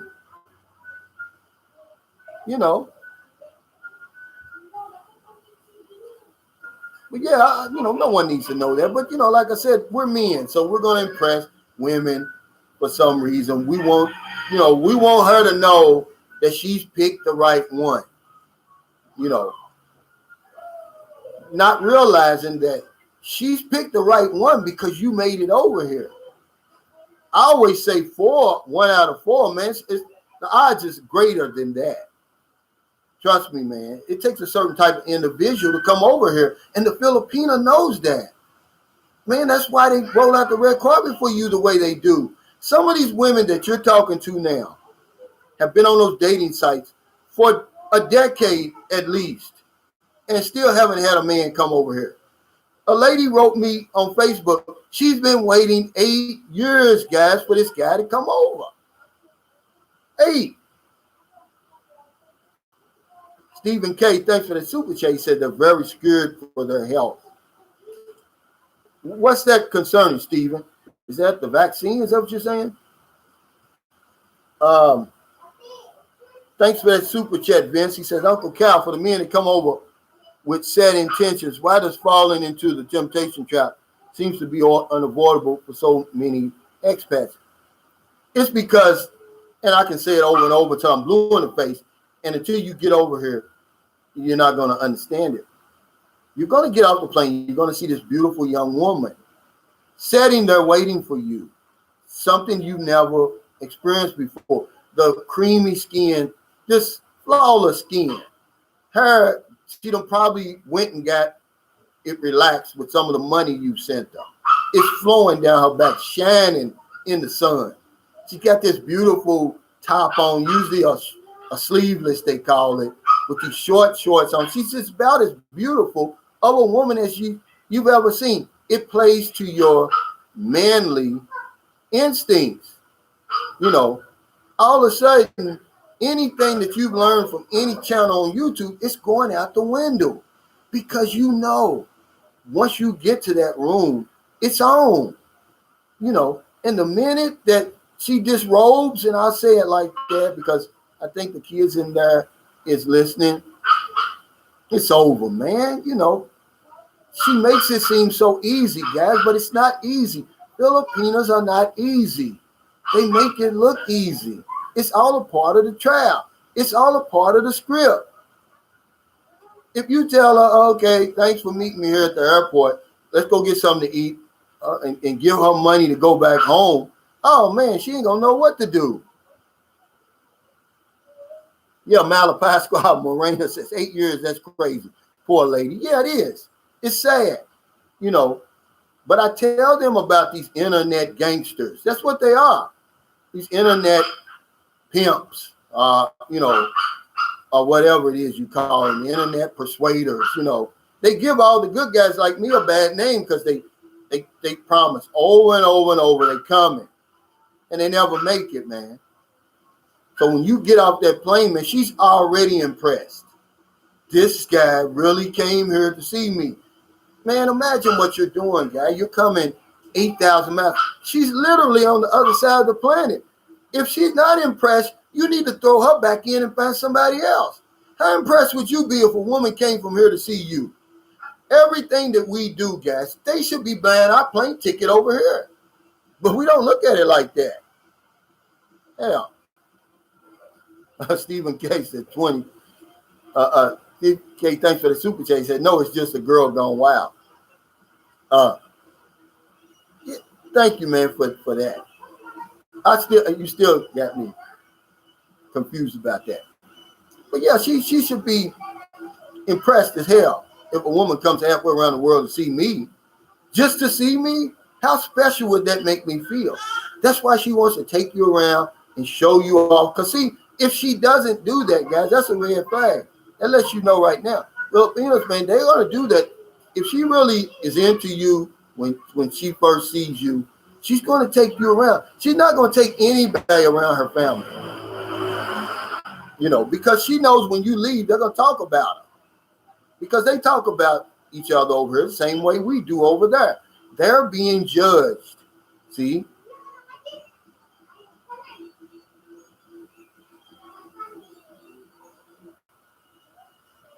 Louis Pizarro said, that'll be the day somebody traveling so far to see me. But see, that's what I'm saying, guys. Just stop to think for a minute. Take your time and realize what it is you're doing. Try to get in her mind or what should be in her mind. You're saying, well, hell, I'm coming all the way over here. I'm doing that. She's vetting you. You're not vetting her at all. For some reason, we don't do that. You know, but in our own countries, we have these high demands for these women. But for Filipinos, we give them a pass. All they have to do is look good. That's it. Nothing else. But look at all you're doing. She's vetting you. Oh, she's serious. Are you serious about me? Well, then you will come all the way over here. You'll spend $1,000 for a ticket Then you'll fly 18 hours. Then you'll come over. You're going to pay for everything. You're going to take care of my family. You're going to do everything, you know. And all I got to do is just be me. I don't have to do nothing else. Man, I would take that. I'm a man. I'd take that. Hey, Gary T. Said, greetings from San Francisco. Do you find most of your friends there are local Filipinos or other expats? Other expats. Because the typical Filipino that I would be interested in, he's busy at work with his family. You know, they don't have a lot of, you know, the ones you see hanging out, those are the ones you don't want to deal with, man. You know, over here, man, you know, they're just like anywhere else. But the typical Filipino man that I would be interested in hanging out with, he's much too busy. You know, his wife has got, oh man, she's got him so henpecked. He ain't going nowhere unless he take his whole family with him. You see what I'm saying? There's no night out with the boys. Sunday over here is family day. That's the only time he's gonna get out. He'll hope and pray there's somebody's birthday's coming up. That's the only way he's gonna get out of that house and get away from his wife. Lynn San Diego 102 said, for money's sake, best to book a hotel and not stay with the girl's family because you have to pay for the family doing outings, etc. That would be lame. Yeah, absolutely. And then you're not going to be able to deal with the conditions, guys. Get out of your mind. You don't know what you're looking for, you don't know what to expect when you get over here. Man, you wouldn't be able to sleep over some of these people's houses. It's not going to happen, guys. Now, if you already know that she's got a nice place, then that's another one. When I met my son's mother, man, she was staying in a little tiny boarding house, but it was a room. Her back, every night she went to sleep, her back is on the floor and her legs is up against the wall. Every single night, this woman did that.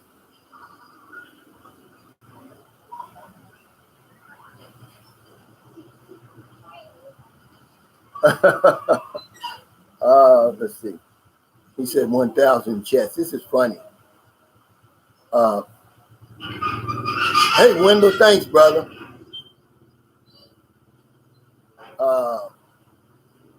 He says, man, it's crazy. Let me find this guy. This is funny. Oh, yeah. Louis says it. No, here's Robert Dame said 1,000 chats online is equal to one video chat, and 1,000 video chats is equal to one meeting in person. There's no escaping that reality, man. It's true, man. You know, I mean, I don't know what y'all afraid of. You know, Filipinos are very friendly. They're very, you know, down to earth. They're not like what you're used to. You know, excuse me. And guess what, guys? If you want to get online, wait till you get over here. It's better. See? Then that way, if she starts asking for money or anything like that, you say, that's okay. I'm right around the corner. There's no sense in you asking me for money. Let's just meet at Ayala Mall or something like that. You know. The guy says he's afraid of her meeting the girl at the hotel or the airport because maybe the whole family showed up. And it happens sometimes. I did a video on that, the games that Filipinos play. And of course, I took flack about that. Oh, it's their culture. Well, what about your culture? Oh, she's doing that because for her protection. Well, what about your protection? You're the one coming 8,000 miles halfway around the planet to see her. What about your protection? You know, see, we take our own consideration and throw it out the window in favor of hers, man. We got to change that, guys. You know, you really being lame when you do that, man. You know, you got to put your safety number one, man. Hell with her safety. George Mann says, no money, no honey. Absolutely over here. You know, you want to vet your Filipino, then come over here broke. And that'll vet her right there. She come over there and you got, you know, that, and you're broke. That's it. You just got enough for your plane ticket, enough for your hotel, and maybe something to eat. You'll see what'll happen. See.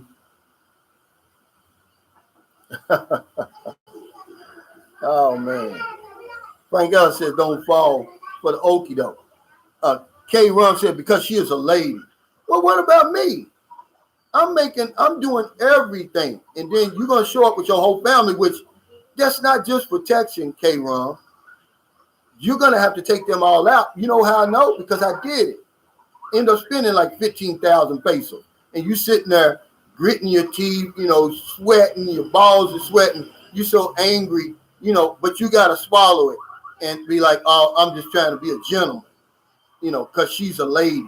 Now, when you need to take some of that, take my feelings in consideration, because, see, you got to realize one of the things missing over here in this society is appreciation and consideration. You don't want to consider my feelings? I just got off an 18-hour flight. I don't want to be looking at Paw and Mau Mau. Yeah.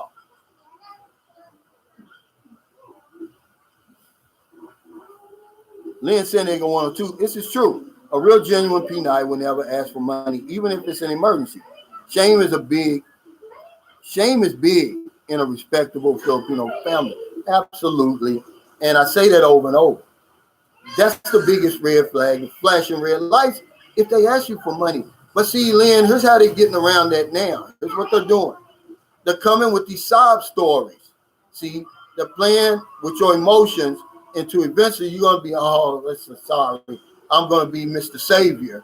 Here's 200 pesos. She don't have to ask you. So then she's going to say, oh, I didn't ask you. You gave it to me. See, that's what they're doing. Kona Ranger is funny. He says, taking out one Filipino family is cheaper than taking out one American girl.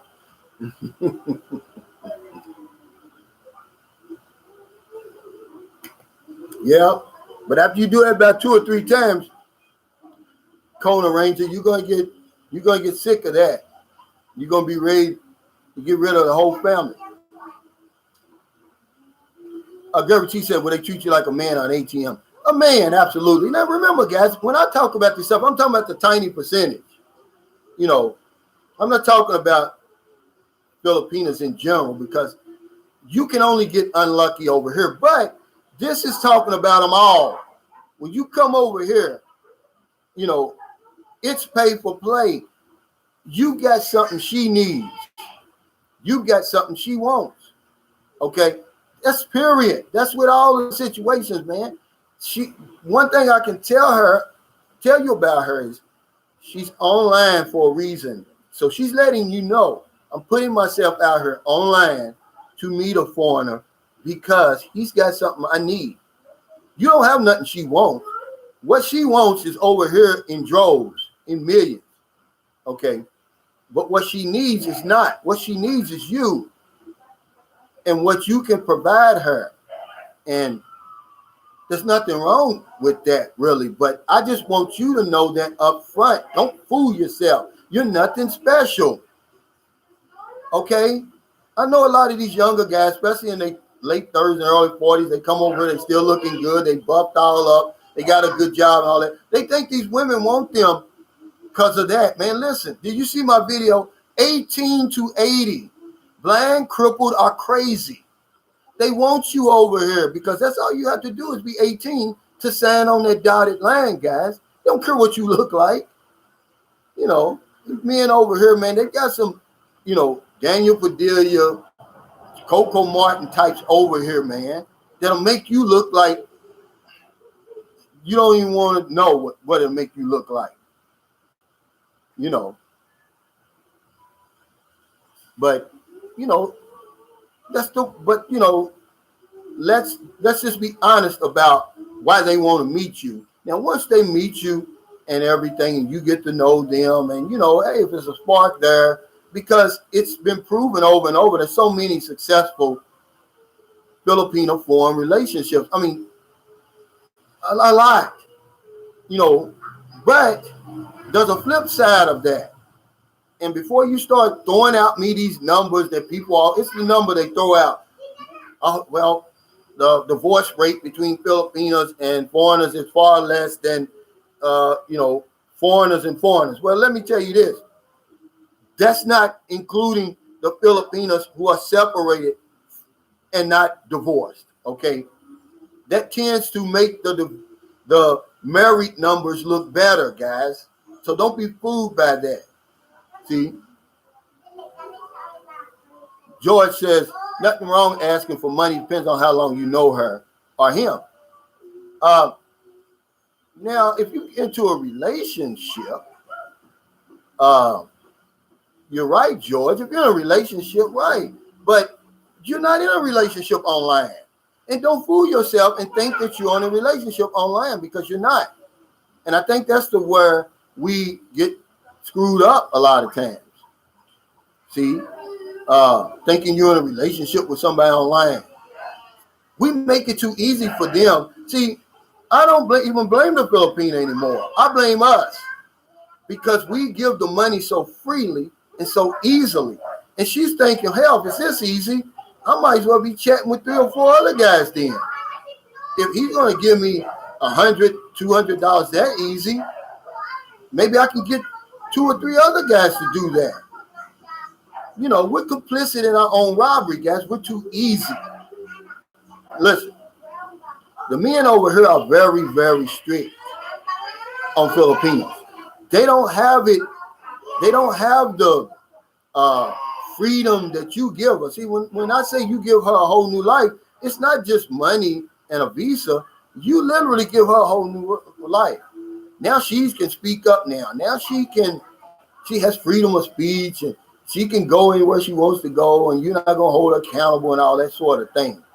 You literally give her a whole new life. Men over here are very, very strict, man. You know, if you don't know, now you know, man. A lot of these women over here are abused, including that one in there. And they'll tell you, yeah, so. Hey, Momentum L said, how much is a bag of rice over there, Calvin? It's about 22 US dollars, about 1,100 pesos over here. Conan Ranger said, I can take out 5 PI girls for $200 in one family. Wow. I mean, that's a lot of money over here. You could probably do it for a lot less than that. I would say half that, Conan. Really. Yeah, it's cheaper to date in the Philippines. That's why. Then why not date? What happened to dating? We don't date over here. We just get off the plane and we're engaged. And we got to get out of that, guys. I'm sorry. We got to get out of that mindset. And then, like my girlfriend said last night, we're trying to buy these women, man. You cannot buy them, man. You're really making a big mistake, guys. Trying to buy these women. And that's out of her mouth. Hey, Razor Blades said, what's up from Australia? Stop trying to buy these women.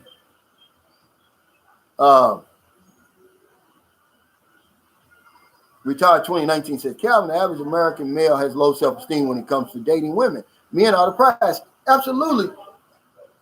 But it's hard for me to convince men of that. As shy as I am, man, trust me, the Filipinos even shyer. I'm not some Michael Jackson, Prince type of guy, but I don't have any problem getting women over here because I've got something they need. Let's be honest. But when you come over here, you bring a whole lifelong learning and thinking over here. You're not going to get rid of it in 2 weeks, 2 months, But if you hear it enough, if I say it enough over and over and over, maybe it'll grab hold of something in here. You are the catch, guys. You're the diamond. You're the prize. It's not the other way around. Stop making her the prize.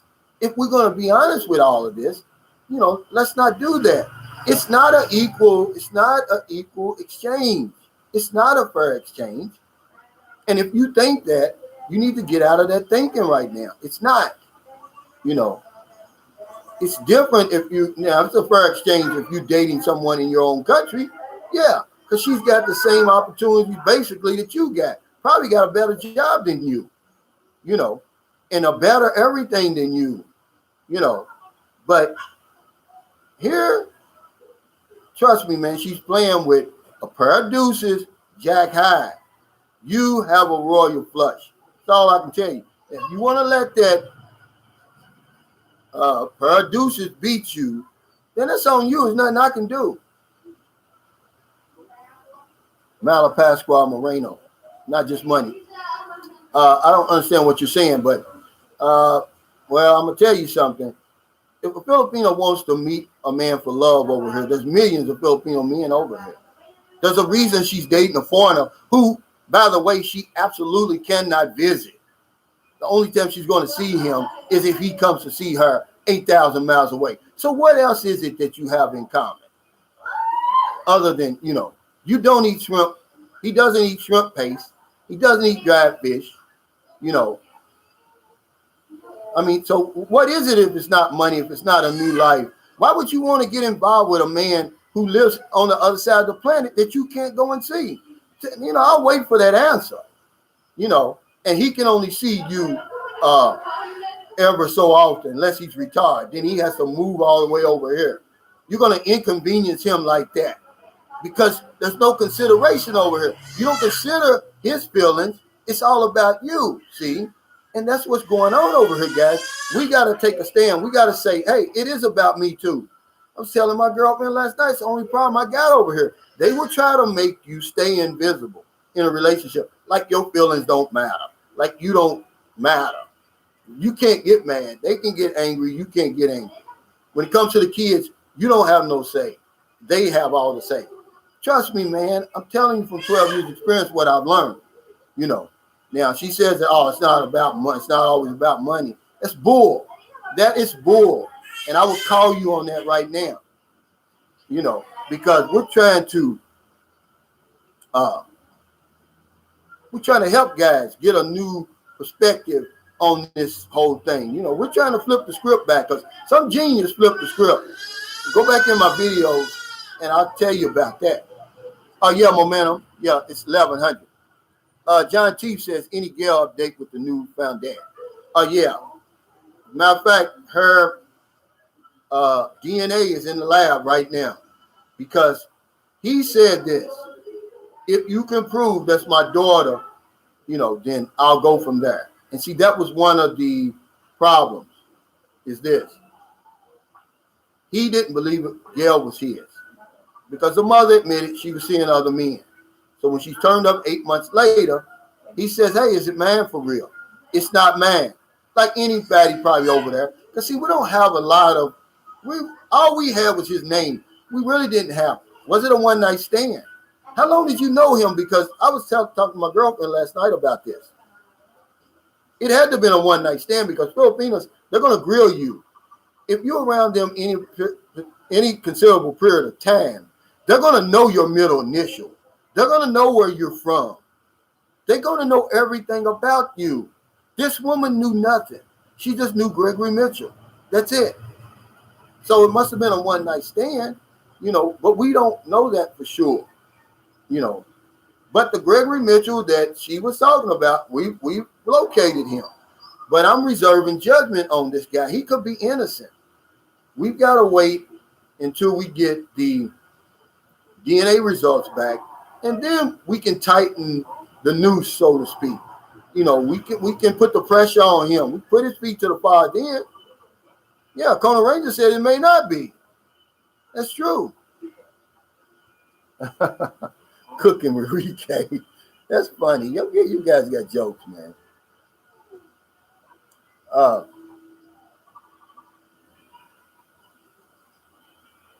Yeah, but for somebody to come on here and say, it's more than money, that's not true. Not in this situation over here, you got to know what you're dealing with. Kate 97420 Empire says, hey, I love fresh steamed cooked shrimp right off the transfer belt before going into the quick freezer. One of the benefits working on fish plant. Oh man, I love fresh shrimp that they get over here right out of the ocean. It's so delicious, man. It's just got a different taste to it. Frank L said, Filipino men also get the finest Filipino women. Absolutely. Why wouldn't they? You got everything in common with the woman.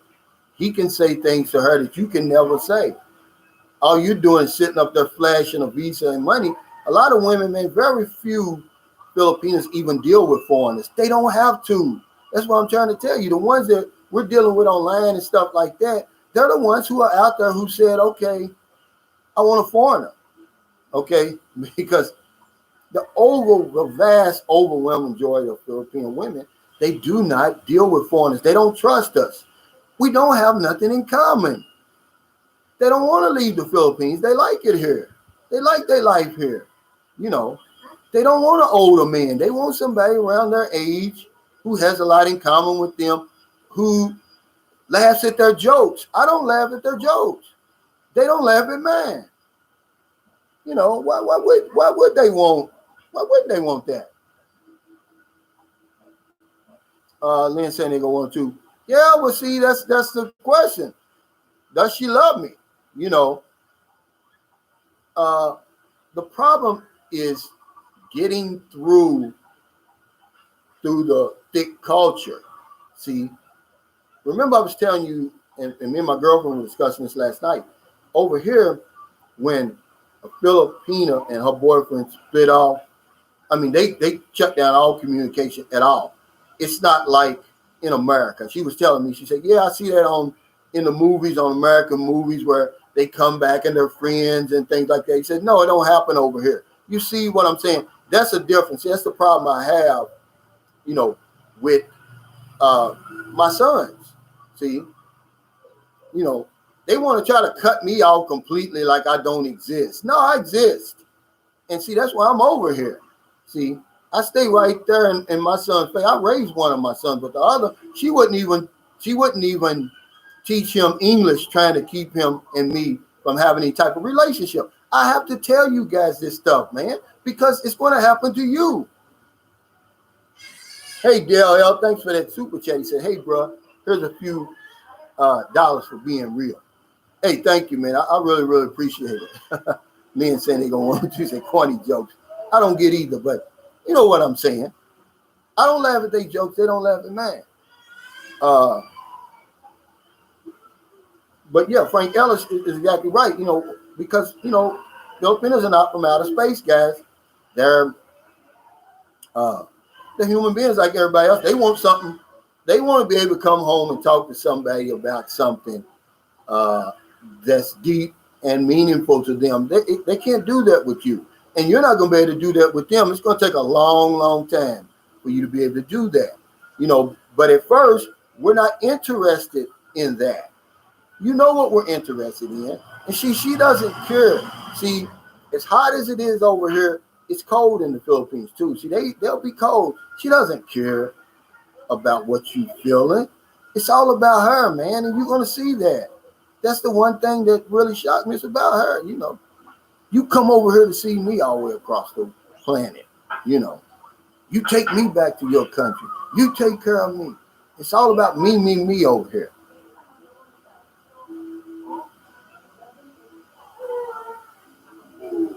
Lynn, Lynn, you're exactly right. They said they don't realize how many great life lessons you could give your boy.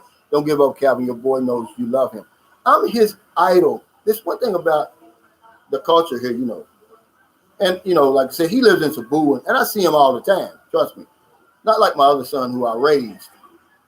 But I told them the same thing. There's only certain things I can tell my sons. They're going to have questions that the Filipino mother's not going to be able to answer. Mama, why do I look different than all my friends? Even though I'm Filipino, you know. And see, I'm going to have to give them that. You know, I'm going to have to give them their self-esteem, their pride in themselves. You know, you're not going to be able to do that. You're only going to be able to do it halfway. I'm going to have to fill that other half. Sam Champion said, Calvin, one of my wife's friends who is a brother, has a son by a bar girl I met in 2014. The kid was 6 years old then with no education. He wanted to bring him to the U.S., found out no birth certificate. Wow. Well, now that's going to be some work, but you can get that done. But the problem is, once you get that done, they're going to ask for DNA on that one. Mark Schaefer said, Calvin, your child's addicted. Thank you, man. Yeah, Sam, he can do that, but he's probably going to have DNA done because, see, it's one thing you want to do if you have children over here. You want to sign their birth certificate the same time you're able to. I mean, as soon as you're able to, because they're going to need to see that for the CRBA. Kona Ranger said, yeah, that boy loves you. Yeah, he does.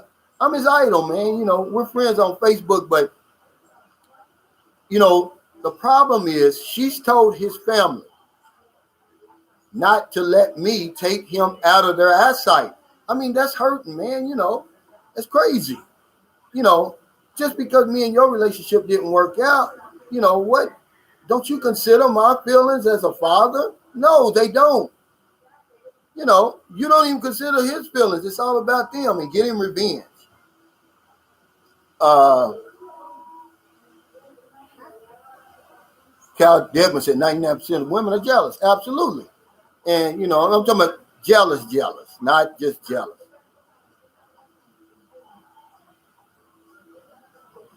Catman says what Calvin said about the conversation. Women are more swayed by what they hear so much, not so much by what they see.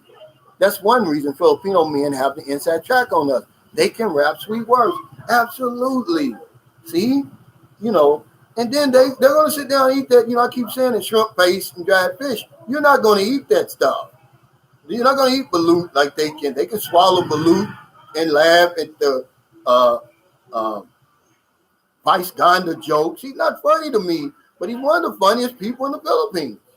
They can laugh, they can sit in front of the TV and laugh at him together. They want that commonality. 4331 JBA says, hey, Calvin, question. Any updates on how the little handicapped girl you got the wheelchair is doing? You know, me and Donna were friends on Facebook, and Donna said that I think she's receiving therapy now. You know, I had to, of course, you know, back away from that. I didn't want to, okay, but, you know, because of the mother, I did. You know, I wasn't about to get in trouble. And, you know, like I said, sometimes you can get smarter than the teacher. And, you know, I just hate, you know, I hate to see that. But, yeah, the picture she posts, she still looks good. And remember, man, we brought them a very long way. And I'm satisfied with what we did. I think, because I believe in the universe, the laws of the universe, I think we brought them as far as we were supposed to bring them. And now, you know, I think she's got an American boyfriend. I think he's helping them a whole lot. Remember, she's got that store, you know, we gave her a stack of cash. Okay. So, but Denise, you know, that was one time I had to break my own rule of staying below the radar. When I seen the conditions they were living in, man, just as a human being, man, it broke me down. Because I was supposed to have been just taking groceries to them, but I do that all the time. But never had I walked into a situation like that before. And I've seen some stuff over here. Never did I ever walk into a situation like that. I mean, it broke me down. My girlfriend started crying. The mother's crying, you know, and I'm like, man, what the hell have I done? And from that was a long walk down that sidewalk. And when I got home, I was like, man, you got to do more than that. You know, you got to do more than that. And I did. And the more I did, the more I got caught up into it. And then all of a sudden, when they could see the light at the end of the tunnel, really a bright, shining sun, you know, from the rays of sunshine's shoulders, man, they forgot. They forgot about the struggling and the misery of a week ago, a month ago, man. They forgot. And now all of a sudden, they smarter than sunshine's shoulders. I needed them, they said. And it hurt me, man, and I backed away from that. It's okay if that's how you feel. I'm out of here because, you know, I'm not going to get in trouble in this country. You know, they're going to believe you anyhow. You know, but if you want to, you know, don't falsely accuse me of anything. You know, say, oh, I needed her. I'm using her and Baby Denise for views and subscribers. Really? I had 10,000 when I met you, lady. But it's easy for you to say that, after, what the Sunshine Shoulders channel, meaning all of us guys, I'm not taking credit for that, did for you. See, it's easy for you to say that. So, yeah, but from what I see, the little girl's doing good. Don't make me roll after and say, hey, Calvin, you're peanut jealous. Absolutely. To a fault. And they all are. The ones I've dealt with. Absolutely. But remember, man, I wouldn't be here if I didn't love it here. If I didn't love the people here, Filipinos included. I just let y'all in on a lot of mistakes I made. They become my secrets. I'm trying to help you, so that you can come over here and meet somebody nice and take her home, or come over here and live good. Don't get, what I'm saying lost in that. The stuff I'm telling you is so you can avoid what's happened to me. See, nobody ever told me that kind of stuff. See, I knew nothing about Filipinos or Filipinas when I came over here. Absolutely nothing. Lynn, San Diego 102 says that's how peanuts are. We carry a grudge. Absolutely. I already said that. They hold a grudge and they will never let it go. The lady, the lawyer, man, she moved offices because she typed in the wrong name of one of the winners of my spin wheel. And I just went over and asked her, I said, ma'am, can you change this? Oh, she was angry with me. I mean, she changed offices. She said this. She said, when I knew something was wrong, I was crazy. She came out. We went over there to send the money off to another winner. She comes out to my girlfriend and says, hey, can you tell him to sign up for Lawyer and do all his business online? Like, online? What in the world is that all about? Are you crazy? You think I'm going to do all that online? No, I'm not. And next day she was gone. And I went to the other one, and there she is sitting at the desk over there. I said, well, that's you, Archie Pelago, this is a good question. He says, where do we stay when we come over there for 3 months? Hotel, apartment? If you're going to be here for 3 months, man, I'd get me an apartment. You're going to save like crazy.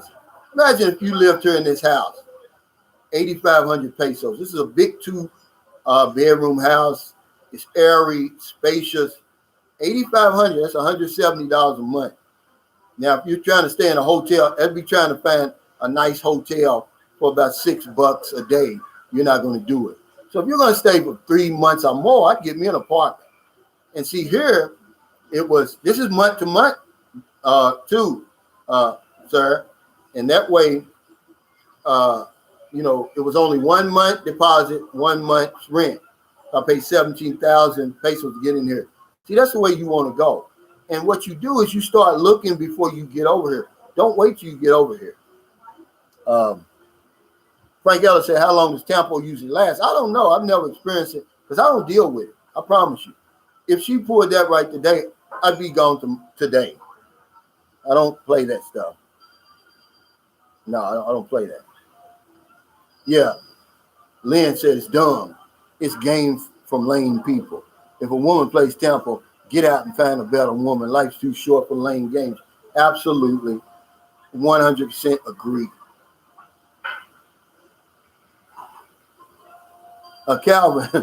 China says, Calvin, we are blessed. She has helped, not exploited.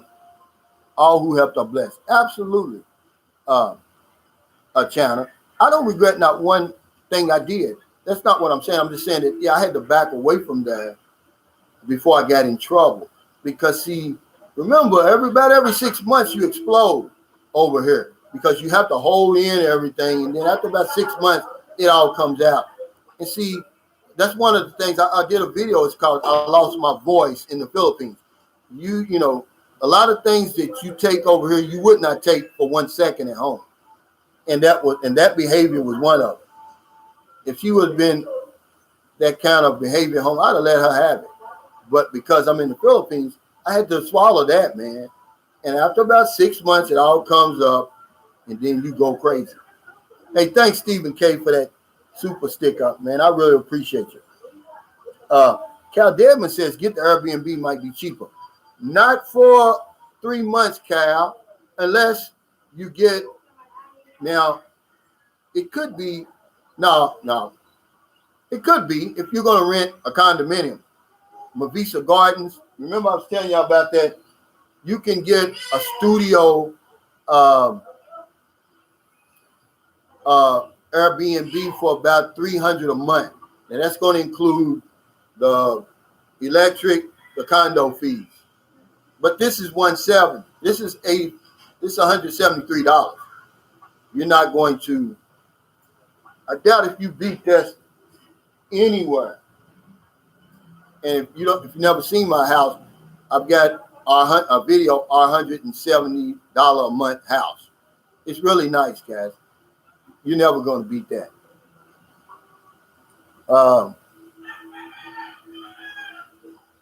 Green Dreams says, define, describe Tampa again, Lynn. Thanks.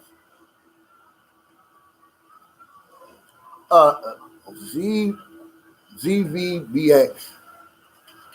My own Hapun. No, it's my own Bunta. It's still morning. It says, how my health insurance works. Well, see, I've got Field Health. It's universal health care. And you can get it once you're here for 59 consecutive days and you get the ACR card. You can apply for it. It's universal health. And it helps me some on my inpatient care. I've never used it. But see, it doesn't give you any help on the outpatient because outpatient care is cheap over here. So if you decide that you want to buy one of these fancy policies, what you do is tell them to give you a policy that basically has, and you can do this, inpatient care, emergency room, COVID, of course, and evacuation. You can, at this place called Pacific Prime, you can actually tell the man what you want on your policy. They deal with all the different insurance companies, and they will cater a policy to your needs. But you don't need outpatient care over here because it's cheap. It costs about $6 to $10 to see the doctor over here.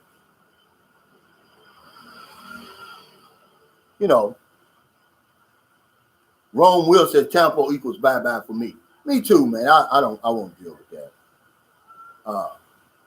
I'm sorry. No.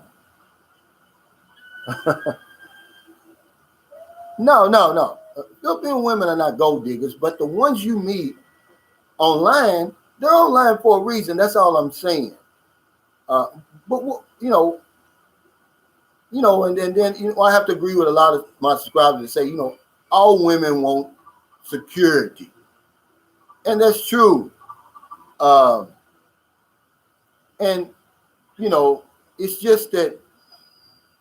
And another thing, to take the Filipino side on this, you can't get something for nothing, guys. That's the bottom line. You can't get something for nothing. And I think that's what we're trying to do when we come over here. We try to get as much as we can for as little as we can. And it's not going to happen over here. You're going to have to give to get. Razor Blade says, any rumors on when tourists can return? Some guy was on this channel last week, said, they're talking about letting fully vaccinated people in here in August. I've never seen anything. I haven't read anything on it. And trust me, that would be front page news if that were in fact true. Yeah, Lynn, but she says both men and women want financial security. But not when they're looking for a mate. Men aren't looking for financial security in a mate. If you got a man that's looking to you for financial security, you probably need to throw him back in, Lynn, because men usually, we're more shallow than that. Remember, we're hunters. Men are hunters. It goes back to the hunter and gatherer days. We're not going to change that because this is 2021. You're just a hunter and gatherer driving a BMW now. That's all. That's your club now, your BMW, and your good job. But it's still the same thing. And we want a nice looking woman, and we're simple to uh, please, really. uh, Wendell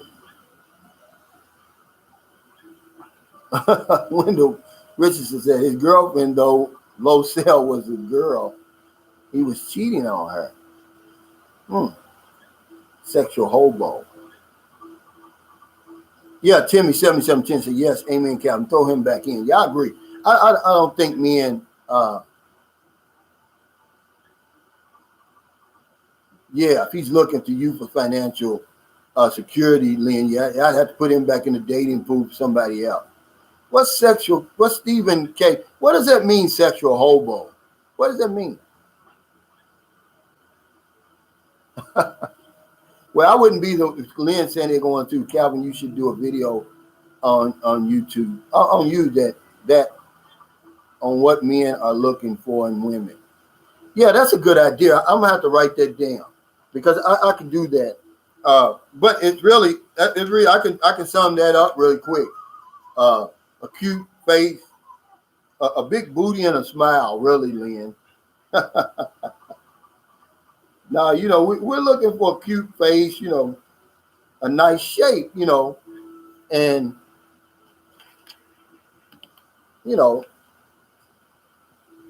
and cheap. Really.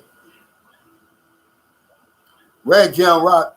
That's true though. Men are hunters. We are hunters, and that's why women need to understand that.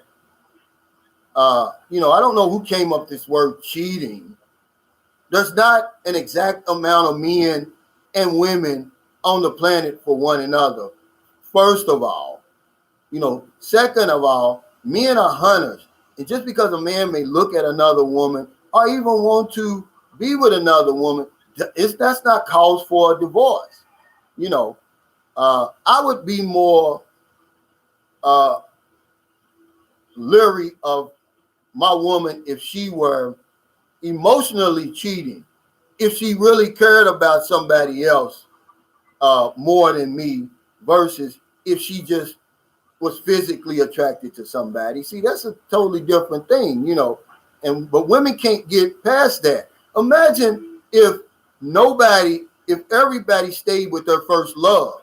How many happily ever after stories would have never happened? See, because it's not true. My mother said, yeah, you can have one woman at a time, but you're not going to have no one woman, that's just the bottom line. There's men who have been fortunate enough and women who have been fortunate enough, and I say fortunate, you're very fortunate to have had only one. And I don't even know if that's good or not. Believe it or not. Oh, okay. Urban Nomad says a sexual hobo is a man looking for women with financial benefits with a place to stay. Oh my God. Wow. Yeah, first time I ever heard that. Gabriel says currently working the night shift watching this live. But yeah, there's not an equal amount of women to men, guys. That's just how it is. But women cannot get past that. Sam Champion said, guys, before you bring her to the States or your country, find out what the divorce annulment laws are first before you say I do. In VA, USA, the annulment is 2 full years. Wow. I didn't know that, Sam. That's great news. Hey, Cal Dearman, thanks for the super chat. He said, this is just because. And you my buddy, man. If you ever get a YouTube channel, man, I'm going to be your first subscriber, man. Scott Anderson said, Ho Dog had a pimp on as a guest today. He said, it's funny how many people were upset about it. Yeah, I got a lot of flack for the video I made yesterday about how healthy sex life is good for men. So if he has somebody like that on there, they're going to go crazy, you know.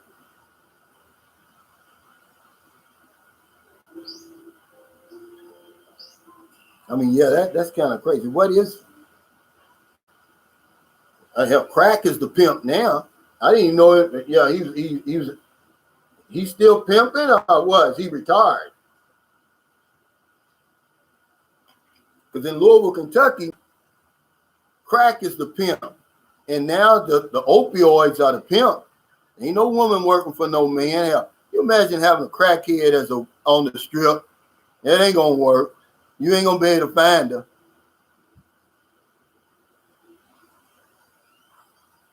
That's the truth.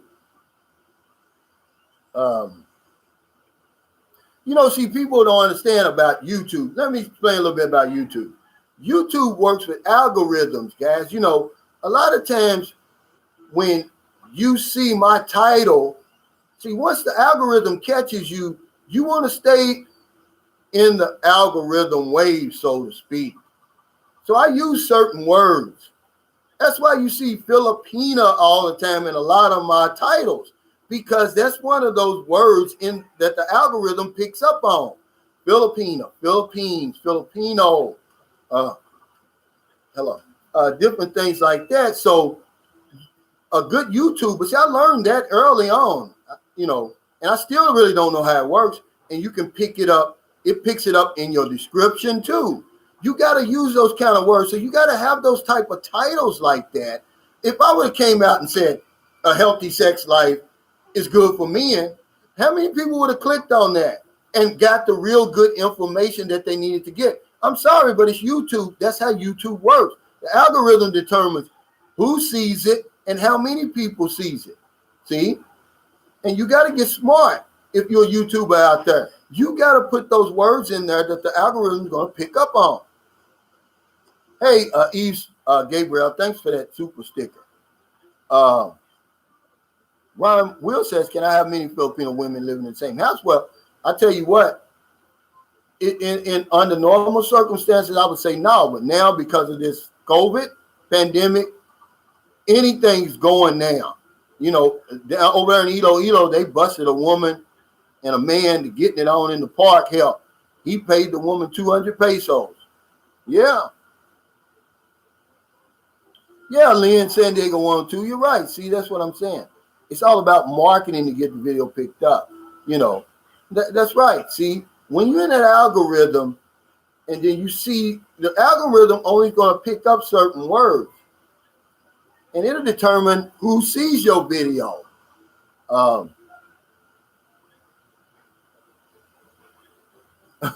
Rom Omega Zone says it won't work, sir. But like I said, during the pandemic, anything's liable to work now. I'm going to be honest with you. Who is TBH? I don't see him. But, I'm just saying that, a lot of people, they don't even look at your video. They'll just look at the title and get in the comments and start beating you over the head. Conan Ranger said sex education, boots on the ground. See, I wish my family, my mother and father would have talked to me. I came up in an age where my mother and father didn't talk to me about sex. Everything I knew about women, I learned in the 3rd grade. And I promise you this is a fact. I learned in the 3rd grade of my best friend named Mark Bissell. I hope he's watching this. His Uncle Mike was schizophrenic, and we used to sneak in his room, and he had these magazines, these girly magazines. I'm talking about, this wasn't Playboy. Back when I was little, that would have been like 71. These were really risque stuff. I mean, people were getting it on in the magazines. And that was the first time I ever seen, a woman, because I didn't know what was under the skirt or in the pants or nothing like that. My mother never told me. My father certainly didn't tell me. Nobody told me. I learned it in the 3rd grade. And from then on, it was like a little inside joke with me and him. We knew what the woman looked like, but if I would have told my mother at that time, she'd have killed me. But yeah, everything I learned about women and sex and everything, I learned in the 3rd grade. And that's a shame. It shouldn't be like that. I wish my mother and father would have sat me down and said, look, Here's what's going on in the world. Babies don't come from storks, flying, dropping babies out of the sky, but they do. That's a shame. Brian Nichols said, sounds like good magazines. Yeah, they were. But, it's a shame that a lot of, we can't talk about sex. It's okay to have sex, but just don't talk about it. How stupid is that? This is 2021 in the age of information. And we can't, China said, what's the most popular pick up word in the Philippine genre is Filipina. You put Filipina in your title, it's going to go in front of people. People are going to click on it because they're infatuated with Filipinas, and that's what's going to be what's part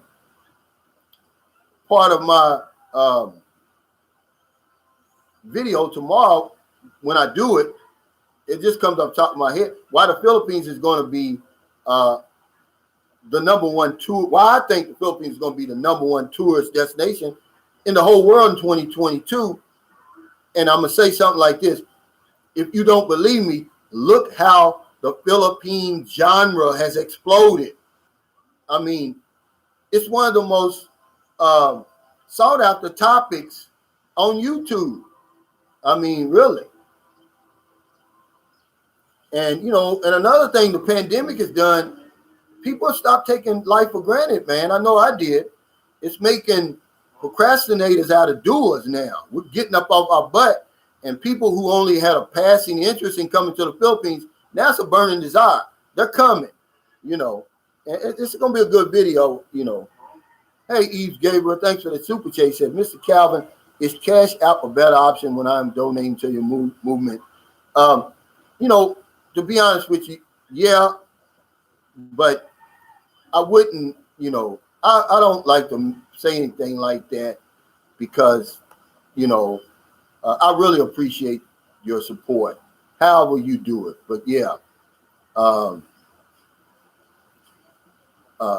Cash App is because, but let me give credit to YouTube for making these super chats and super stickers and stuff. See, YouTube knows they're the inventor of this media here. They know that so few people earn any real money from their channels. So they added the super chat, the super sticker to help people earn more money so they'll keep their videos channels, so they'll keep their channels going. It's really a great idea. But of course, they're going to take their part of it. But that's why they do it. They encourage you to do that so you can earn extra money, man. People don't realize, man, if your intention to start a YouTube channel is to earn a living, man, oh, man, I have to tell you, don't do it. You have to do something that you love to do.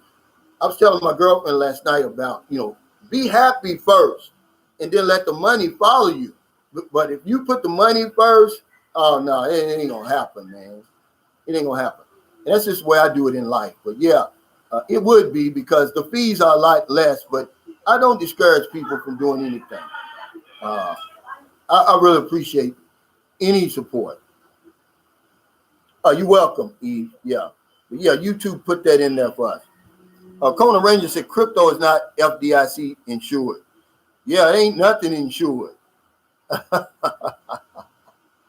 Hey, Vince Lawson, thanks, nephew. He's up for that super chat. He said it's midnight in Augusta. He said checking out shipmate. Yeah, I'm going to get off here in a minute, too. 97420 Empire bars on the window equals group thing. Well, I'm going to tell you something. A lot of people have these bars on the windows because I was reading, these community pantries are having a lot of problems where people are stealing the stuff. Okay. Now this guy, and if you don't believe me, go on the Manila Times and you can look back in time. It's maybe a week or two ago and you'll see the article. And he talks about, the reputation the Filipino has as a thief. And I think that has a lot to do with it because, And then it's like a style too, because there's no crime here. I promise you.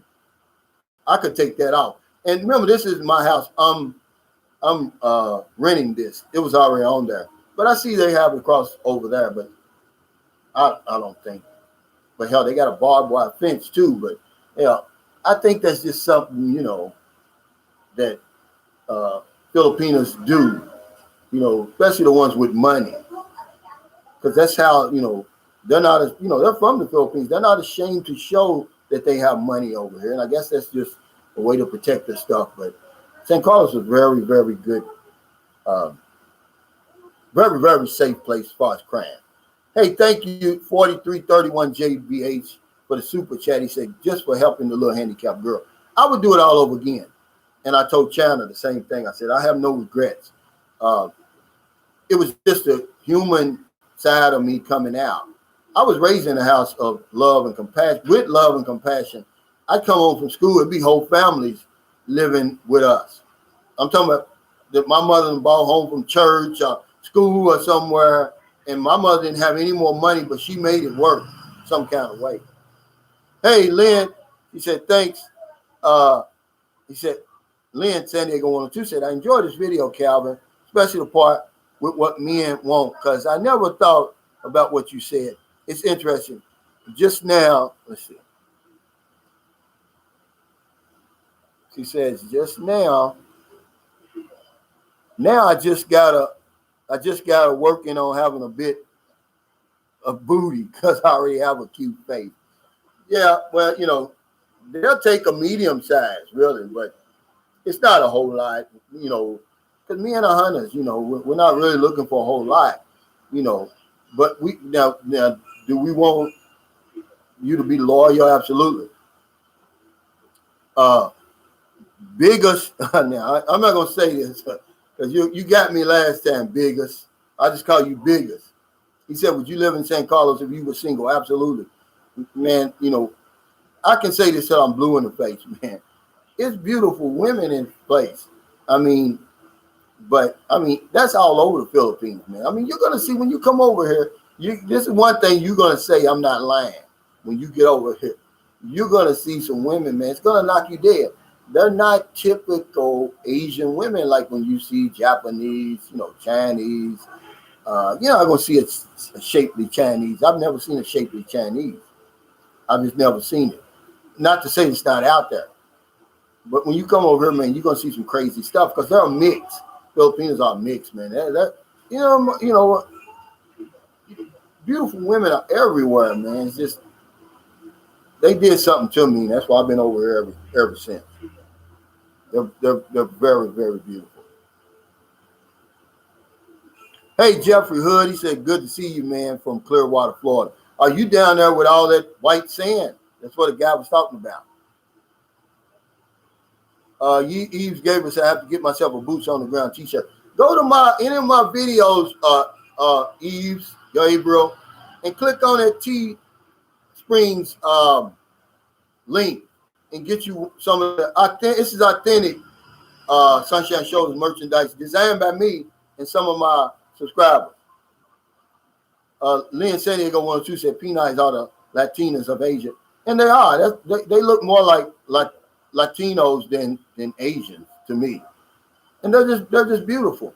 I was riding my bike Friday. It's about 5 o'clock, and you thought it was like a Miss Universe photo shoot. They were out there in the park, man. I was like, what in the world is all these beautiful women doing out there in the park?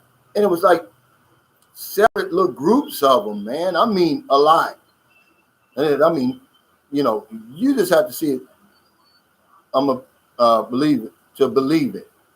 But once you have been with a Filipino, a good one, you're never gonna go back to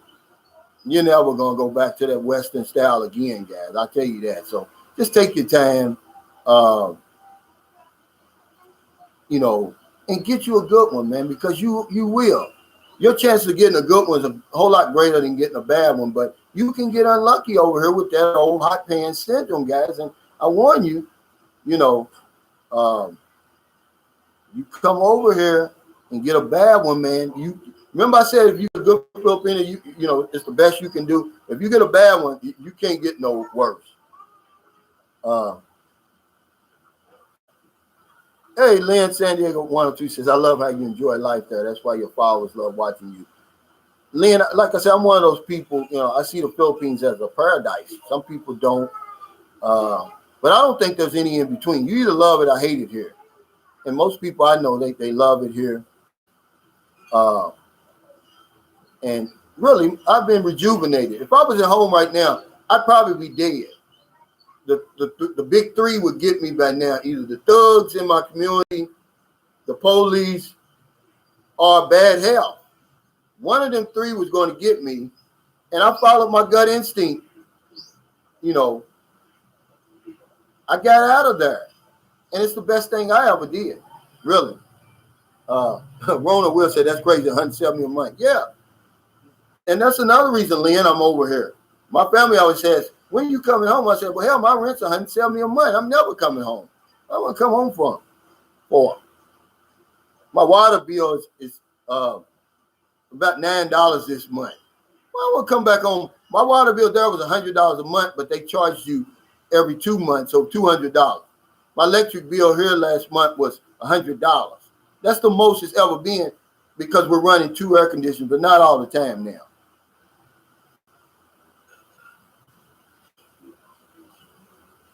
Yeah, Mike, see that name at Biggest. Yeah, he got me the first time I read that. Oh, yeah, Lynn said, don't go to English City bars. You will surely get a bad one there. Yeah, a lot of them women, they've been pushed into some pretty bad situations. You know, it's a lot of women that have been forced into those situations. And this guy called him a homosexual.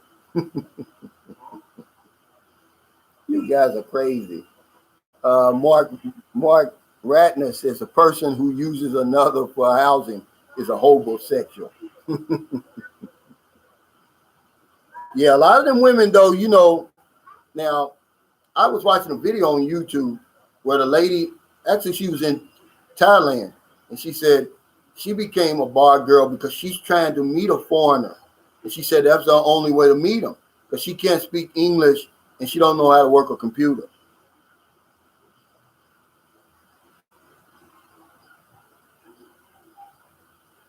Wow. Conan Ranger said he got his heart broken in English City.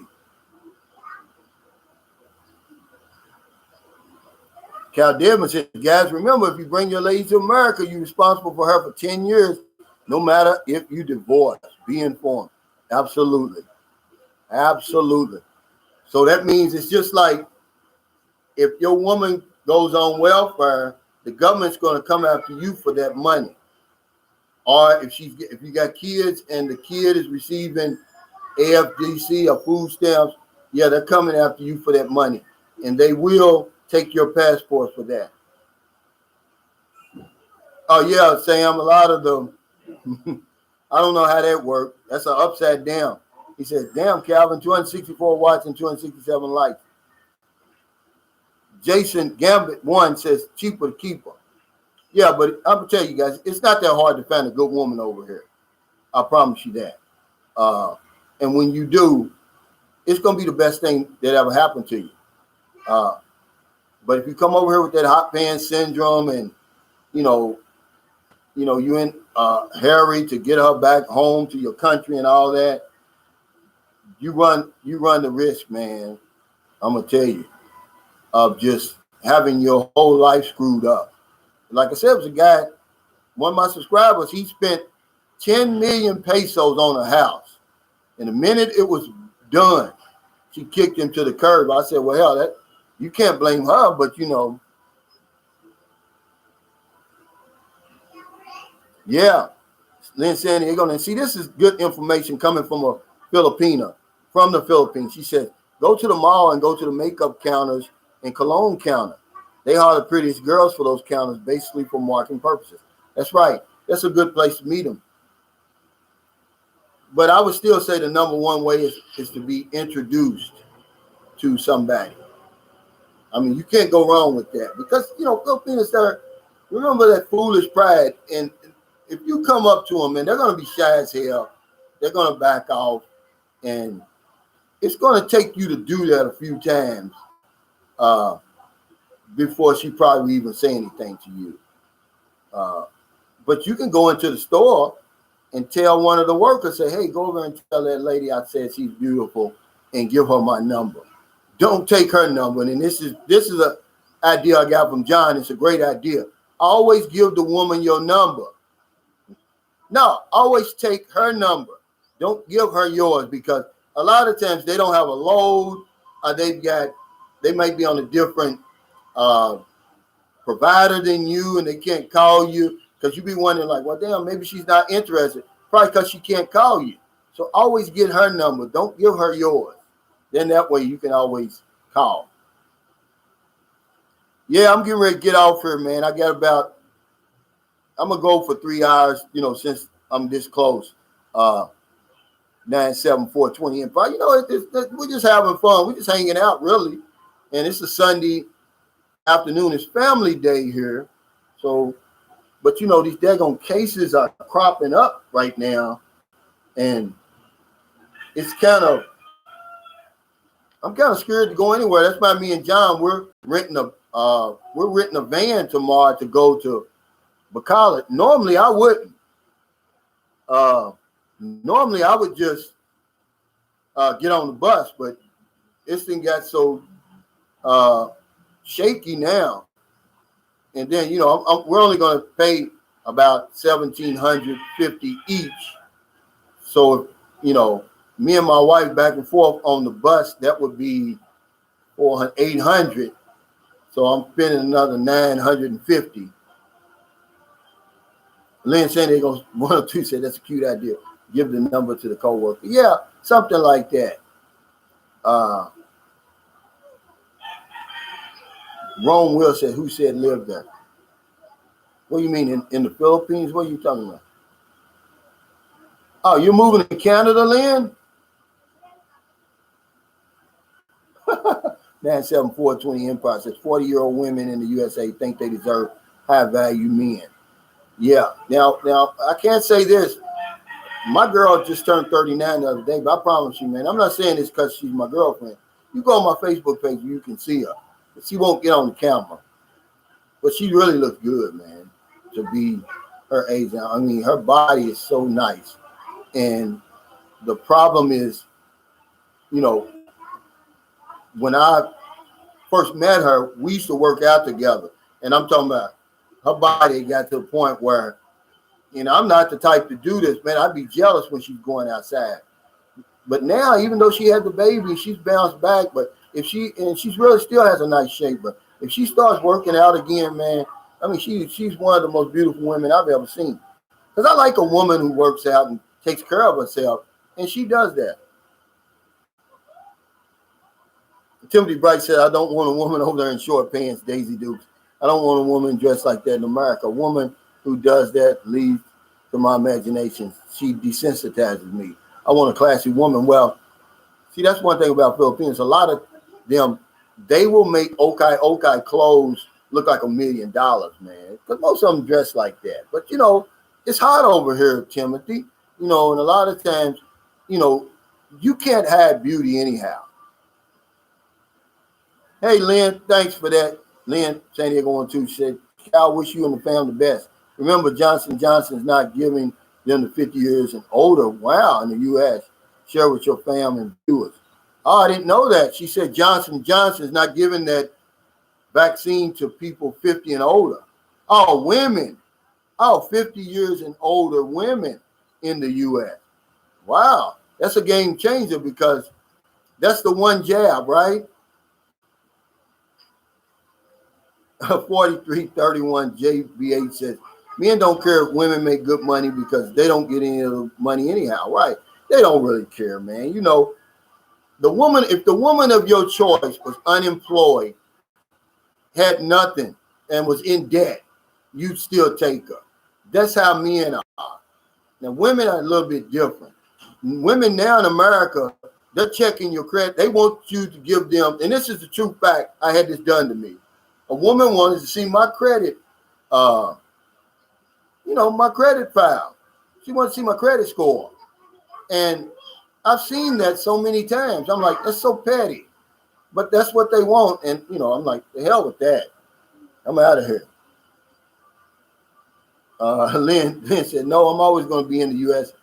She's gotten used to the rat race. Boy, I tell you what, then that wheel is spinning fast for you, Lynn, because you're still young. By the time you get off that thing, you might not be able to get off. You might be working till you're 70. They try to do it. They try to run it by me. I'm like, yeah, okay. They said, yeah, they changed it. Well, they did while I was there to 67. It went from 65 to get full, now 67. By the time you get up there, Lynn, it might be 75. You might, just help bring your lunch to the hamster wheel. Now, to be honest with you, Kona Ranger said, yeah, it keeps going up. Yeah, I appreciate it, man. And thanks, everybody, really, while I got time. Like I said, for my Patreon members, whoever it is going on there buying those shirts and stuff, it's been about 8 orders, I think, altogether, man. I'm really flattered by that. It's good merchandise, though. And then, of course, everybody on here, everybody for your super chats, your super stickers, just my subscribers, my viewers, man. I can't thank you enough, really. I never take it for granted. That's why every video I try to do better than the last video I did. And, you can't always go by views, guys. I go by content.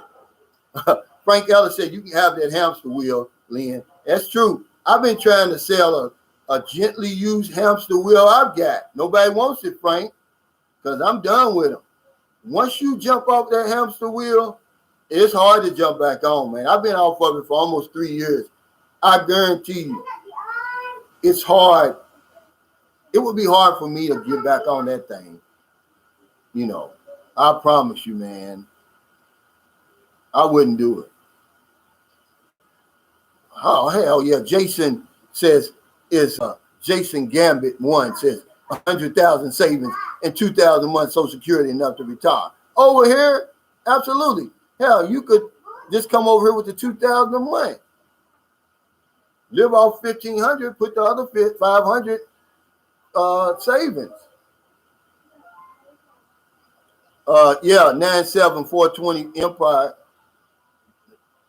2000 is upper middle class in the Philippines. Absolutely. I mean, you're way up there. You're up there with the doctors now. A good doctor earns about that. Yeah, Lynn, it's not funny. You're going to be working for a long time, but that's okay. As long as you enjoy what you're doing. That's what they say. They say if you enjoy your work, you'll never work a day in your life. And I believe that. But how many people really enjoy their job? I did for a long time, but then, all the quotas and demands and, all that got to me. Yeah, Frank, it probably would kill me. I'm pretty sure my day would go by so slow. I'm telling you. Lynn says, don't ever tell anyone you have 100,000 savings ever. No, not over here. Don't even tell them you got 2,000 savings. Remember that 100,000 pesos over here, guys, is lifetime money. It's the equivalent of having 100,000 US over there. It's life changing over here for the typical Filipino. I'm telling you what I'm saying, man. If most of the Filipinos I deal with, they can put everything together that they own and it won't come up to 100,000 pesos. Same in the US. Most of the people, a lot of people I know from the hood, you put everything they own together, it will not equal 100,000, man. Yeah. Chris Beebe said, my problem is I'm only 34, so I can't retire. However, I work in the IT industry, so I could work remotely, but I would need really good internet in PH. Yeah, you could move somewhere like Manila, Cebu, or move to Singapore. They call that the new America now. Yeah, guys, I'm about 46 seconds away. It's late. If you're in America, before you let your head hit the pillow, please find somebody to help. But if you don't want them late grocery runs, beer runs, weed runs, just getting off second shift, or you're on your lunch break, and see somebody on the street, buy them something to eat, buy them something to drink, give them a couple of dollars. In the Philippines, it's 12:28. You're ready to be 12:30 p.m. You got the whole rest of the day to find somebody to help. There's no excuse not to intentionally go out and find somebody to help. Because if I don't know anything else, I know this one thing for sure. We help other people, we help ourselves. Take care, stay safe, stay COVID free. I'll see you next time. Thank you, everybody. Stay safe, guys. I'll see y'all next time.